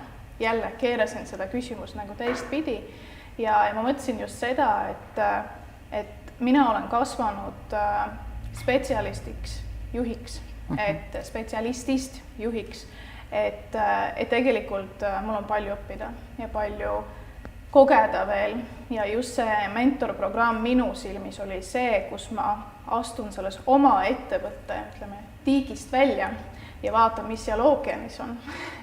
Et see, mis võlus on kindlasti see, et seal on ka teised juhid, kes on erinevad isikud oma kogemusega, oma vaatevinkliga, et sealt näha teisi perspektiive. Aga jah, ma väga ootasin ka seda, et saada ennast rohkem teadlikuks, milline mina juhina olen, mis on minu see arengu perspektiiv ja väga praktilisi selliseid tööriiste, mida ma võiksin kaasa võtta ja rakendada. Ja kui selle kaudu ma suudan veel kellegile olla teoks ja teha sellist head tulemus, mis minu mentor tegi minuga, kui mina olin mentee, no see on ikka rosin tordi peal. Mis sa arvad, kas iga mentor peaks enne mentee olema ja siis alles mentoriks hakkama? Ei, ma nii ei arva. Aga kindlasti on sellele oma kasu. Et näiteks, et kui mentorina antakse teatud uusi tööriistasid, mida proovida, eks, mis ongi, et pead astuma oma mugavustsoonist väljas, nad ei ole sinupärased, need ei ole sinule nagu sobivad, aga see on see hetk, kus tegelikult sa pead lähtuda mitte endast, aga sinu menteest. Äkki see on see riist, mis tema vajab, et jõuda selle nagu sügava tõe hetkeni, mis tegelikult seal taga on. Ja kui mina olin mentee, ma mäletan, et selliseid täiesti nagu teistsuguseid nagu lähenemisi minu mentor minuga kasutas. Ja ma mõtlesin, vau, vot see on ikka juht, sellised nagu mõtted, lähenemised, et see oli nii inspireeriv ja see tundus nagu, et kus ta seda kõike on õppinud. Ja nüüd, kui ma olin mentor, ma sain aru, kus ta neid õppis, kes neid ülesandeid tegelikult talle andis teha ja väga hea, et ta neid tegi. Ja kui ma olin mentee, ma nägin, et minul ei olnud küsimust, et ta teeb seda esimest korda ja võib-olla tal on hirm, võib-olla see ei ole tema riist, aga ta tegi neid. Ja minule tegelikult ju see oli see vau-efektina, et see minu jaoks oli pigem see julgus, et kui see on selline üks tööriist või üks lähenemine, ära lihtsalt kuula ära nooguta, et ja, väga huvitav, ma ikka jätkan samamoodi, no sellel on mõtted, et siis ikka võtta ja katseta ja võtta sealt seda kogemust ja kui see ikka tööb ka vilju, siis tegelikult saan seda julgust kasutada ka seda enda ettevõttes edasi. Seda tahtsingi küsida, et mida sa sellest mentorprogrammist enda juhtimisse juhi tööriistakasti kaasa oled võtnud? Üks on väga selline selge paus. Et ma tean, et ma olen suhteliselt energiline, selline võin mõjuda sellise liiga jõuliseks, et kohe tahaks lahendada, et meil on eesmärgid, lähme, paneme, aeg on raha, et tegelikult, et ma pean andma aega inimestele ise mõelda, ise tulla nendele vastustele ja kui tugev tegelikult riist ongi paus, et sa küsid küsimust ja sa annad aega. Sa ei survesta. No ta ei vastanud, nii, nüüd ma ruttu vastan ise, või pakun seda ideed ise, et mul on väga teadlik selline, kui ma lähen praegu näiteks ka oma meeskonna koosolekudele, mul on lihtsalt nurgas on punasega tehtud hiiumärk, et see minule symboliseerib seda, mina räägin viimasena. Et kui meil on mingi arutelu, mingid ideed, mina räägin viimasena. Las nad arutavad, las nad ise küsivad, täpsustavad, viivad idee edasi. Ja siis kuskil ma saan neid kuidagi nagu suunata või selle peale edasi ehitada. Et see oli üks ja teine oli ka see, et selline usk, et tegelikult inimeste sees on palju rohkem potentsiaali, kui mina ise arvan. Ja peab andma seda võimalust, peab aitama neid nagu suunamise teel, et nad ise sinna nagu jõuaksid ja see, mismoodi nad jõuavad, on ka selline nagu trikiga, et ega ainult minu mõtted ei ole ainukesed õiged, üldse kas nad on õiged. Et tegelikult sinna jõudmisel on mitu teed ja sa pead usaldama, et see on tema tee. Tema usub sellesse, me kaardistame riske ja nii edasi, ta endiselt usub, las ta läheb, sa oled talle toeks ja kui mõnikord ka see nagu ebaõnnestub, mida me sellest õpime ja me ju saame võtta ju seda ikka minna sinna rajale uuele katsele nagu uuesti. Et võib-olla kaks sellised nagu peamised. Aitäh, Jolanta, sa tõid välja olulisi asju, et sibula koorimine, eneseusk, paus, et need on need, mis sa kaasa võtad. Aga ma vaatan, et meil on üks küsimus ka siia tulnud veel ja küsimus on selline, kas igast juhist võiks saada mentor? See on väga hea küsimus.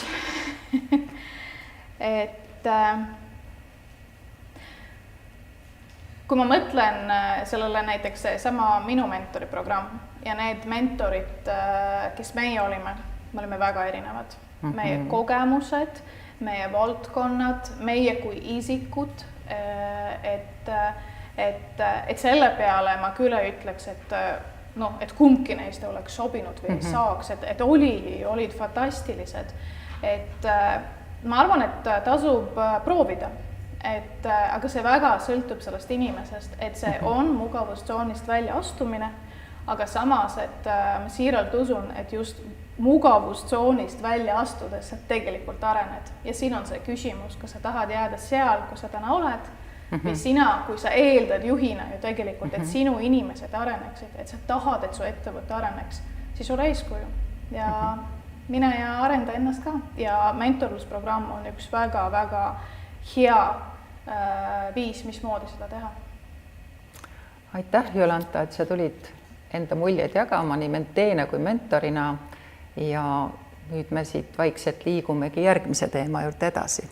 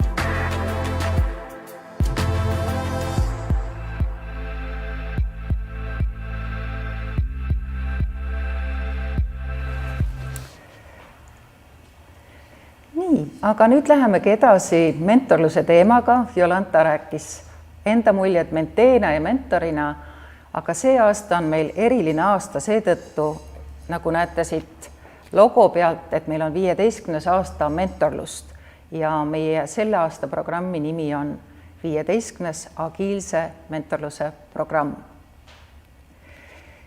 Kui korraks vaadata minevikku, siis tõesti 15 aastat tagasi, kui me alustasime, ei olnud mentorluse sõna väga-väga levinud veel Eestis, kuid tänaseks olemegi siis teinud selliseid avatuid programme juba 14 korda ja nagu näete, meil on siis ligi 200 mentorit selles õppes olnud ja veidi alla 300 mentee.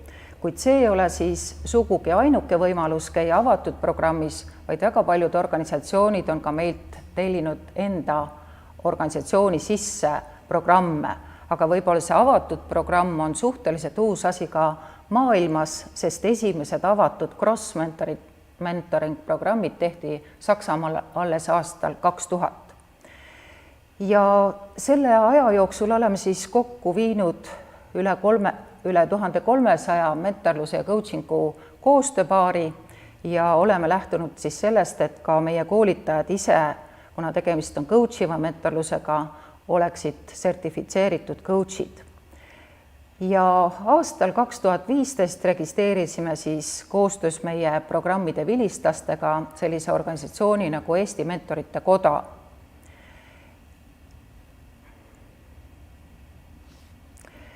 Ja kui rääkida selle aasta sloganist, siis valisime selleks igas juhis on mentorit, mis siis läheb kokku hästi Talent Advisory kontseptsiooniga, et juhil peaksid olema need nõustavad, juhendavad, coachivad võtted.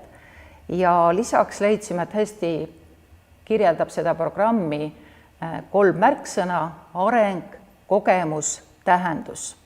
Ja veel kasutame sellel aastal ühte valemit, mis tundub lausa matemaatiline, see on siis mentor võrdub coach pluss, mis tähendab seda, et nii mentorlus kui coaching on väga sarnased individuaalsed arengumeetodid, kuid see pluss seal coachi taga tähendab seda, et näiteks mentor tõesti võib rääkida ka oma kogemusest, mida coach tegelikult ei peaks tegema. Ja vaatame siis korraks meie juubeliprogrammi sisse, tõesti tegemist on juubeliaastaga ja sellel aastal toimub siis üritusi, kokkusaamisi, koolitusi ka meie vilistlastele, meie kogukond on üsna väga suur, nagu nägite, kokku oleme ju ligi 1000 inimest koolitanud mentori oskustega ära. Ja keda me ootame mentoriks? Mentoriks me ootame tippjuhti, juhatuse liiget või valdkonnajuhti, ja oluline on see, et tal oleks siiski piisav juhtimiskogemus olemas, vähemalt 5 aastat, ütleme nii. Ja teisalt loomulikult peab olema temas see valmisolek, tahe, nii nagu Jolanta ütles, et võib-olla igaüst ei saa mentorit, kellel ei ole seda tahet ja valmisolekut teist toetada, ise õppida, aga mentorit me seda ootame. Ja kui nüüd vaadata seda sõõri seal, mis on siis 4 sektoriks jagatud, et mida see mentor siis saab, et mis need alalõigud on, kui ta programmi tuleb, mida ta saab. Esiteks siis enesereflektsioon, et see on olnud meil mitu aastat juba fookuses, seetõttu, et me tõesti näeme, et juhid alati ei tunne ennast väga hästi. Ehk siis me teemegi mentorprofiili analüüsi, meil on Mini 360 ja on ka individuaalsed coachingu sessioonid mentorile programmi jooksul. Lisaks sellele on siis töötoad, mida on 5 ja seal siis mentor saabki enda tööriistakasti sellise tugeva, hea baasi erinevatest meetoditest, mida ta saab siis kasutada nii mentorina kui talent advisorina enda ettevõttes ja lisaks sellele on ka mõned veebikoolitused ja kovisiooni kogunemine. Siis on professionaalne võrgustik ja seda tõesti see programm pakub mentoritele, see on üks asi, mida on nad hästi välja toonud ka programmi järgses tagasisides, et selline äge kogukond on tekkinud, moodustame arengupaarid, kus siis üksteise tegemisi ja arenguteemasid sügavamalt lahatakse, käiakse ka töövarjuks üksteisel, ehk siis tekib nagu selliseid lähedasi suhteid grupis ka mõne inimesega rohkem. Ja viimasena on siis praktika pool, mida Jolanta ka just ütles, et lihtsalt proovi, sa pead harjutama, sa ei saa ainult kuulata, kuidas asjad käivad ja iga mentor kohtub siis vähemalt 5 korda enda menteega circa 1,5 tundi. Ja lisaks on siis töötubades külalised ja harjutame siis töötubades neid praktilisi võtteid. Ja kui minna mentee juurde, siis menteeks me ootame esmatasandi juhte, keskastme juhte, aga see võib olla ka juhis potentsiaaliga spetsialist, kelles siis ettevõte näeb mingit järgmist rolli ja loomulikult me ootame ka siis mentee enda huvi selle programmi vastu ja valmisolekut õppida uusi teemasid ja oskusi. Ja menteede sektorid on tegelikult sarnased, ka neile on alguses juhi potentsiaali analüüs, Mini 360, neil on ka üks tugicoachi sessioon ja töötubade maht on lihtsalt neile pisut väiksem, et nemad nagu ei õpi mentoriks, küll aga nad saavad siis juhtimisalaseid teadmisi ja oskusi töötubadest ja samuti siis loomulikult praktika osas koostöös mentoriga ja neile on ka kovisioon ja mõned veebikoolitused programmis ette nähtud. Ka neil on arengupartnerid, tekib selline professionaalne võrgustik, käiakse siis üksteisel külas arengupartneritega, aga toimuvad ka kogu programmi jooksul siis mentoritega ühised kas kohtumised või ühiskülastused, et menteed sageli väga-väga hindavad, et on võimalus ka mentoritega tuttavaks saada ja nendega sidemeid luua. Ja nagu siis menteedel on 5 kohtumist enda mentoriga ja küsime ka tagasisidet, reflektsioonilehti neilt. Ja see siis oli meie programmi lühikokkuvõte. Selle aasta osas on siis erilisus ka see, et me tõesti loodame nüüd juunikuus kätte saada rahvusvahelise sertifikaadi enda programmile, millega me oleme lausa mitu aastat tegelenud. Seetõttu see lihtsalt võtab aega, aga nüüd on finiš lähedal, mis siis tähendabki seda, et meie programm saab akrediteeritud EMCC ehk Euroopa mentorluse ja coachingu ühingu poolt. Ja kui me võtame kokku siis kogu selle väärtuse, mida siis kas siis mentor või menteesid programmist saavad, siis üks oluline osa ongi enesereflektsioon, et tõesti need inimesed, kes programmist läbi käivad, nad on seda ka ise esile toonud, nad saavad paremini iseendast aru, enda vajadustest paremini aru, enda karjääriplaanidest paremini aru ja nad läbi selle oskavad ka teisi paremini juhtida ja tõesti ka selline psühholoogia teadmiste plokk on meil liidetud mentorite väljaõppesse. Teiseks on siis professionaalsus, sest olgem ausad, sageli ju pea igaüks nimetab ennast mentoriks või nimetab coach'iks või kellekski veel, aga see programm annab siis tõesti reaalsed professionaalsed oskused alates mentori kompetentsidest rääkimisest, eetikakoodeksist ja priske tööriistakasti, et programmi lõpetanu võib julgelt öelda enda kohta, et ta on mentor ja ta saab selle kohta tunnistuse ka. Ja kolmas sektor väärtustest on siis partnerlus ja see on siis tõesti võimalus tutvuda erinevate organisatsioonide juhtidega nii inimese kui ettevõtte tasandil, kuulata, kuidas teised juhid juhivad, mis on nende probleemid, mis neil pannil säriseb ja sellest grupist tuleb sageli ka hiljem inimesi, kes jäävadki pikemaks ajaks omavahel suhtlema. Ja programmi registreerumine on meil praegu juba alanud, alati meil juba suur osa programmist on isegi jaanipäevaks komplekteeritud ja praegu on positiivne see, et praegu on soodusaeg registreerumisel 30. juunini ja kõik tänasel kokkusaamisel osalenud, te saate need slaidid, et siis te saate nii täpselt hinnainfo, tundide info, programmi kirjeldused avanevad sealt samast slaidi show'st, nii et kellel on huvi, tutvuge ja kindlasti võib meile ka otse märku anda. Ja seda on juba tehtud ka selle aasta osas ka. Nii, aga ma korraks vaatan, kas meilt on ka küsitud midagi. Ja küsimus on selline, et millist tagasisidet me oleme saanud programmile. No see aeg on tõesti päris pikk, ju 14 aastat ja hästi lühidalt öeldes me oleme saanud head ja väga head tagasisidet. Ja see ei ole tõesti ühekordne, vaid me küsime programmi jooksul mitmeid kordi tagasisidet, programmi järgset ja ka mentorid täidavad pidevalt enesereflektsiooni lehti, et just aru saada, et kuidas nende mentori oskused arenevad. Ja võib-olla kui mõelda tagasiside puhul selliseid ühiseid asju, siis tõesti seal võib-olla on välja toodud, no esiteks kogu see seltskond, kogukond, siis ka see, et kuidas meil õnnestub tõesti see mentor ja menteeni hästi kokku sobitada, millest ka Jolanta rääkis, ja programmile tervikuna ja seda tagasisidet me alati arvestame ka uue programmi tegemisel, sellest see nimi ongi, et me oleme agiilsed, muutuvad ja igal aastal me mingeid nüansse muudame, lihvime, lisame. Aga praegu rohkem küsimusi ei ole. Ja nüüd siis õige pea oleme lõpetanud selle aruta osa meie tänasest seminarist, ehk siis arutada saadki sa menteena oma mentoriga juhtimisteemasid, oma elutähenduse teemasid või siis mentor saab toetada mentee arutamisprotsessi, aga nüüd me liigumegi katseta plokki.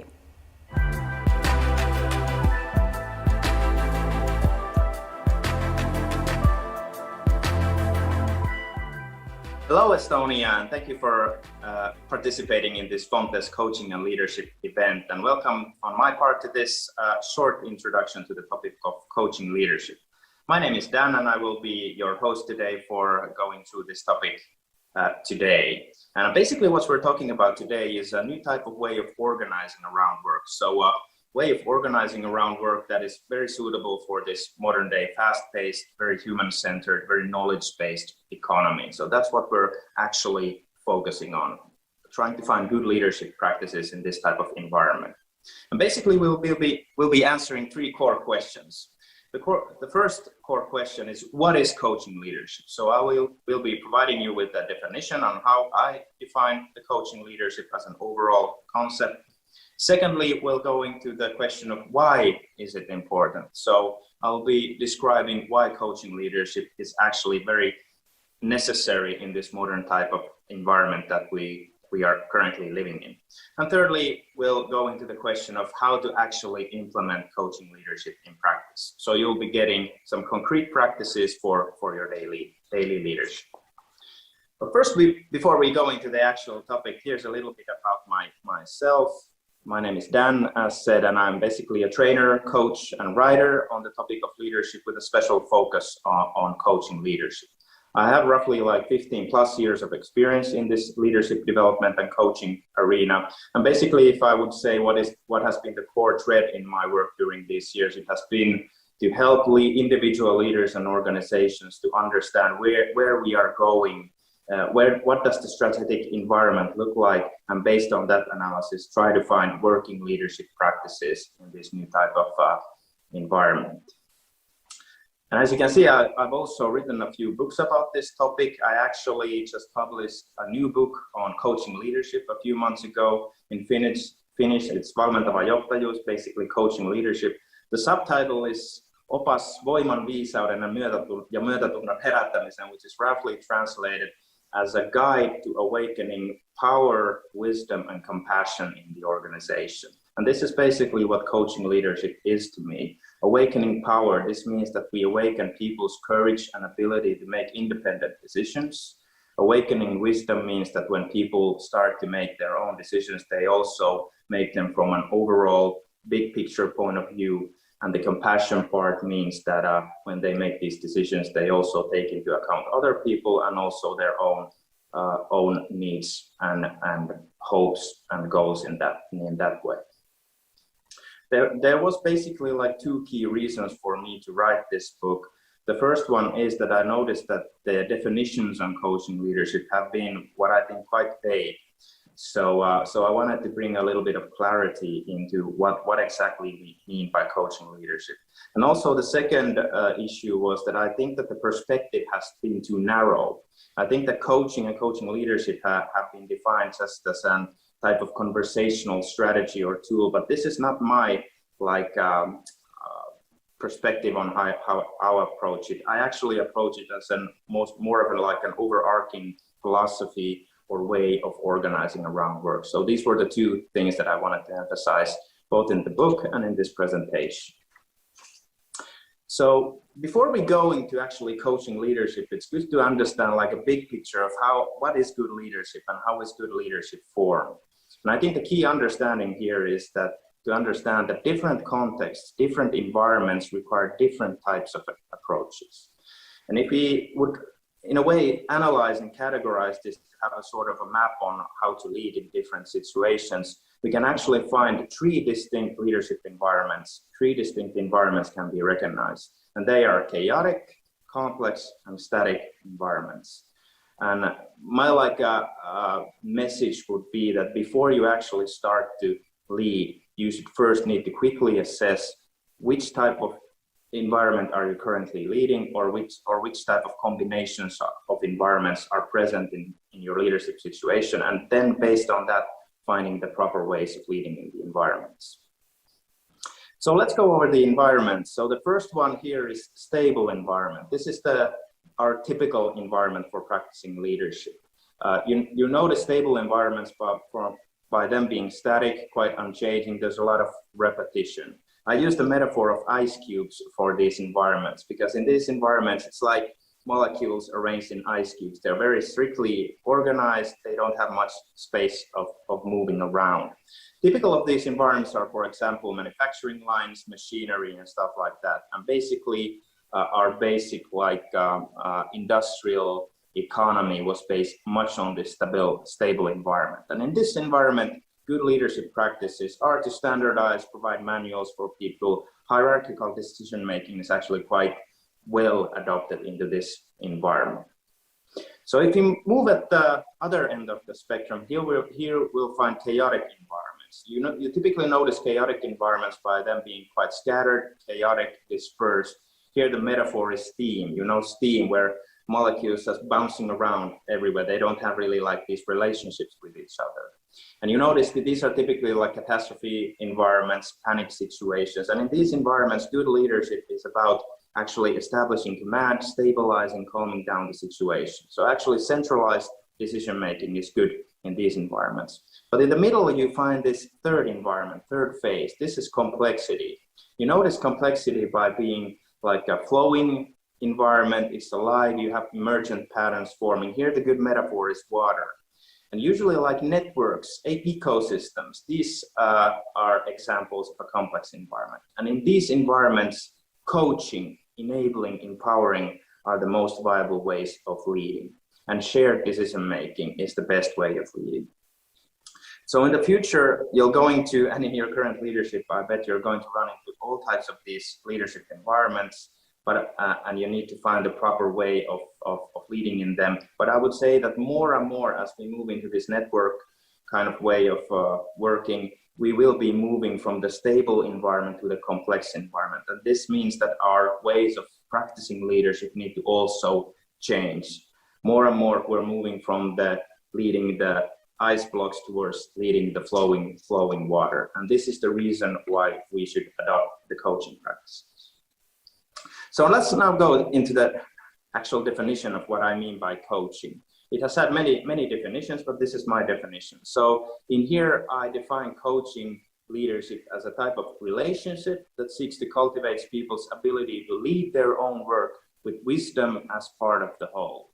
So this is my definition. And as you can notice, I have highlighted 3 core ideas here. The first is relationship. So I don't see coaching as just as a conversational strategy. I actually see it as a way of building a culture and a way of actually organizing in structural and also in the way of processes. So it's more of a relationship.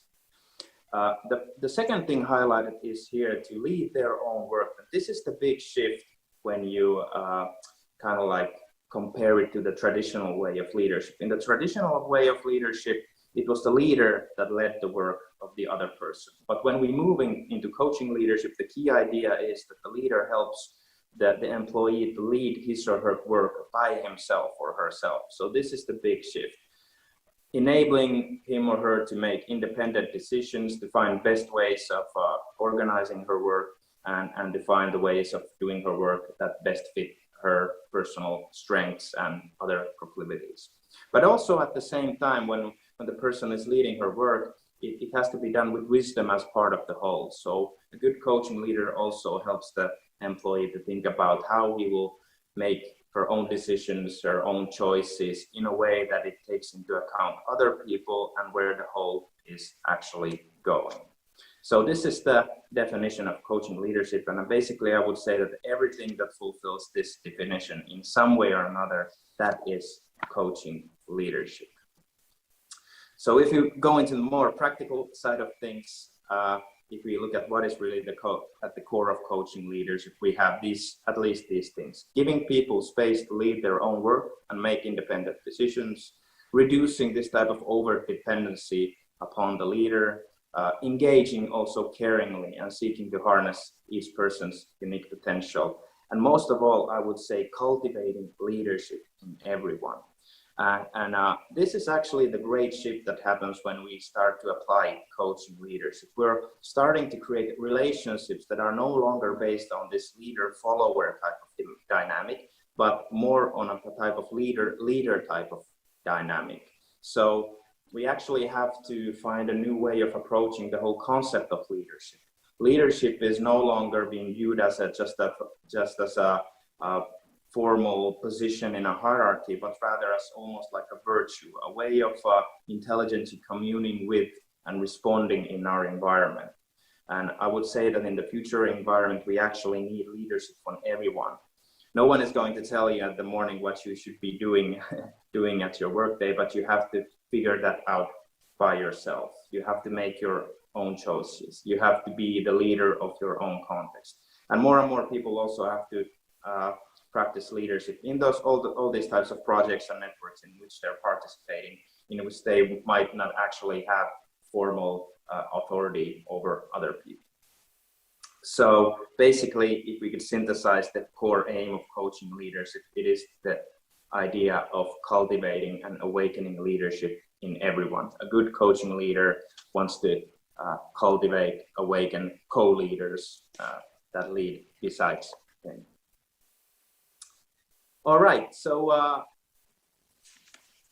basically, if we go back to the idea of why this is actually necessary, many people have have raised the question, is this just a new type of a fad or a management type of thing that comes and goes? But I would say that this is not the case. And there's actually three great drivers that actually necessitate the adoption of coaching practices in work. And these three key drivers, these three key changes have to do with, first of all, what is happening in the larger picture in the world, what is actually happening in the work, and what is happening in the people, in the values of people. And as we can notice, the world has become more fast-paced. And basically in this fast-paced, continuously flowing strategic environment, we require capabilities for very agile grassroots decision-making and responsibility taking from everyone. If you have a hierarchy, your decision-making processes will usually become quite time-consuming and quite fragile, because in a hierarchy, decisions are not made where the problems arise, but problems flow upstream in the hierarchy, and then someone at the up makes some decisions for them and then communicate them downwards. But this is not a very agile way of working. In a more stable, static kind of environment, you still could manage with this type of slow decision-making and fragile decision-making strategy. But in the modern flowing environment, you cannot, this is not a viable way of working. And coaching as an approach which empowers, enables grassroots decision-making, it's a solution in this fast-paced environment. Secondly, there's been a great shift in our work. We have moved from this industrial type of manufacturer labor towards collaborative knowledge creation in networks. And basically in this type of situation, the leader's core capability is not anymore to solve every problem that the people have, but rather to unleash the know-how, the knowledge, the potential of the experts that are usually the best experts in their own field, and to stimulate good mutual conversations towards solutions. So the leader finding solutions to everything is not a viable strategy in this new type of environment anymore. And coaching by helping to unleash the expert's potential is a good viable strategy, leadership practice in this new environment. And thirdly, we have this great a value shift going on currently, especially in the Western society. Maybe you have noticed things like these concepts like empathy, equality, authenticity, caring, sensitiveness, personal meaning. These have come to the forefront much more. And these types of things also show themselves in work situations. So basically what we notice that especially the Western workforce, Western employees more and more expect to be treated in a humane and respectful way, with a more focus on listening, and they don't like to be bossed around anymore. They won't take it anymore.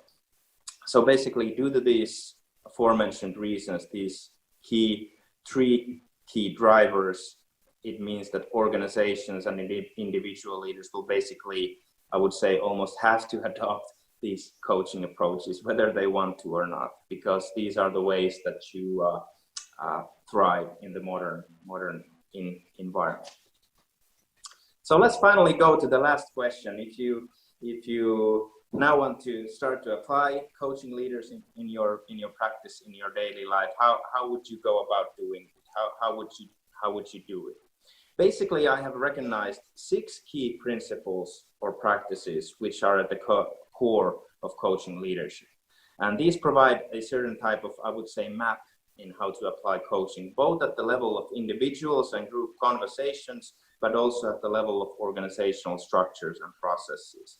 So basically by applying these 6 principles in a disciplined manner, that will slowly start to bring this culture of coaching in your organization, and a culture of self-sufficiency and interdependence in your community.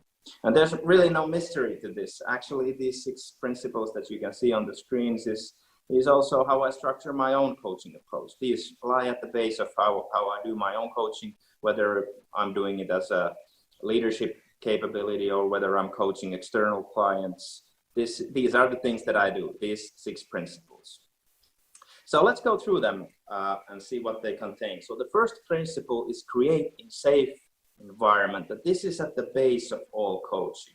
This is where you should always start when you start coaching. Coaching is actually, of course, It's about awakening people's own thinking processes, helping them to discover the solutions for themselves. But if you don't have a safe environment, people usually don't have the courage to think for themselves. So you have to start by creating a safe environment. That should be your first task. So to create an environment where people feel safe to think, reflect, and express their hopes and concerns without fears of being judged or belittled. The good day or the practical way of doing this would be to just seek to connect with people. Ask them every once in a while how you are doing, what would you prefer from me, what type of leadership would you want from me. And also when they bring their hopes and concerns to the air, try to respond with empathy and compassion. That gives them the signal that it's okay to speak with everything. It's okay to think in your presence. It's so okay to express yourself authentically in your presence. The second principle is guide with questions. So when you have established a safe environment, you begin to stimulate individual and collective thinking and problem solving through good questions and also listening. So questions and listening, these help people bring clarity to their situations, and they also mobilize the know-how of everyone. So basically, in a concrete terms, you can start to bring more of questions into your leadership. So questions like, what do you have in mind? How would you solve this problem? What kind of ideas do you have? By integrating these questions into individual conversations and also in the team environments, you slowly start to stimulate the independent analytical thinking processes of people and mobilizing their know-how. After you've done this, you move into the third principle, which is empowering independent decision making. So when solutions begin to take form, when ideas begin to take form, you start to empower people in making an independent choice on how they will proceed in their situation. And this is actually the crucible or the culmination point of all coaching, enabling and empowering independent decision making. And on concrete terms in your daily practice, you can basically say if someone comes to you and they have a good idea and then they're asking you about, is this a good idea? What should I do? You can just say, for example, just do as you see fit. I trust you. Just do as you see is the most proper way of doing. This is the way of slowly cultivating their strength, courage to make independent decisions and removing the over dependency on you on certain situations. Okay, so if you have succeeded in these previous three principles, if you have applied them in a disciplined manner, people will soon start to lead their own work fairly independently. But of course, once in a while, situations emerge when they will still need for your intellectual and emotional support. And then you'll start to apply the fourth principle, which is providing support when needed.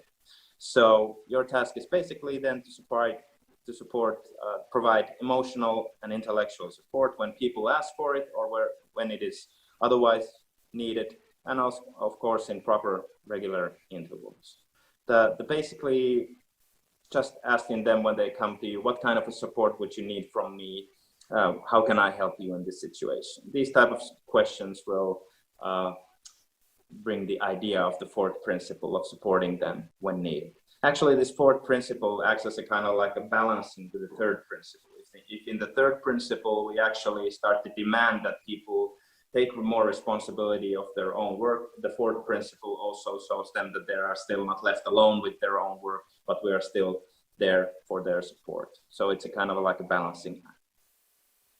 Okay, once you have done this in a long-term manner, you'll move into the principle 5. So basically, you will begin to notice as you coach regularly, you'll begin to notice usually some habitual ways of thinking and acting on an individual and collective level. And then your task is to surface these patterns and stimulate deeper reflection around them. And this is the idea of the principle 5, surface habitual ways of thinking and acting. And this has become more and more important in this modern, like fast-paced changing environment where things change very rapidly. Something that was true yesterday might not be true anymore today. And this is why we need to be continuously aware of the habitual ways of thinking and acting that we're doing. So by applying this principle 5, you actually create a culture of systemic awareness, of being continuously aware of what we're doing and how we're doing things, and then learning, starting to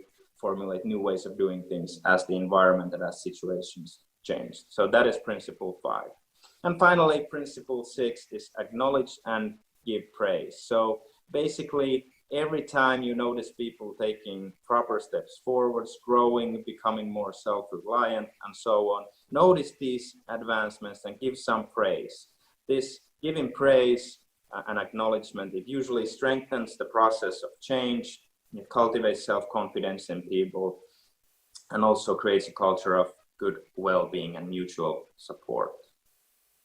So basically, if you notice that someone has taken the initiative of thinking about some problem about himself, and you notice this, you can immediately notice this and give some praise. Hey, I really noticed how you started thinking about this by yourself and formulated some type of good ideas already. Thank you very much. That's exactly what we want. Very good job. Good job. Just keep going. So giving praise strengthens these processes that you want to see. And I would say that these 6 principles, these capabilities are not only capabilities that are required from a leader. I would say that when you, for example, evaluate people and look for employment possibilities, doing a kind of a recruiting conversation, these might also be the principles that you would kind of like to scan on the individual. Do these seem to be there? Because in the future environment, it's just not, these principles are not just demanded from the people from the formal leadership positions, but from actually everyone, because in a coaching culture, everyone actually wants to be a coach to everyone other. And I would also say that one of the key issues with coaching, if you coach leaders, would be to actually coach them and helping them adopting and applying these 6 principles in their daily lives. So that can be also kind of a key in coaching, helping them find out ways to apply these 6 principles in their practice to grow to become a coaching leader. All right, so this was the presentation. Hopefully it gave you some little bit more insight into the coaching leadership arena. Hopefully it gave insight into 3 questions which we were aiming at. Basically the question of what is coaching, why is it important, how to do it in practice. I thank you very much, and I wish you a nice rest of the seminar. See you and bye-bye.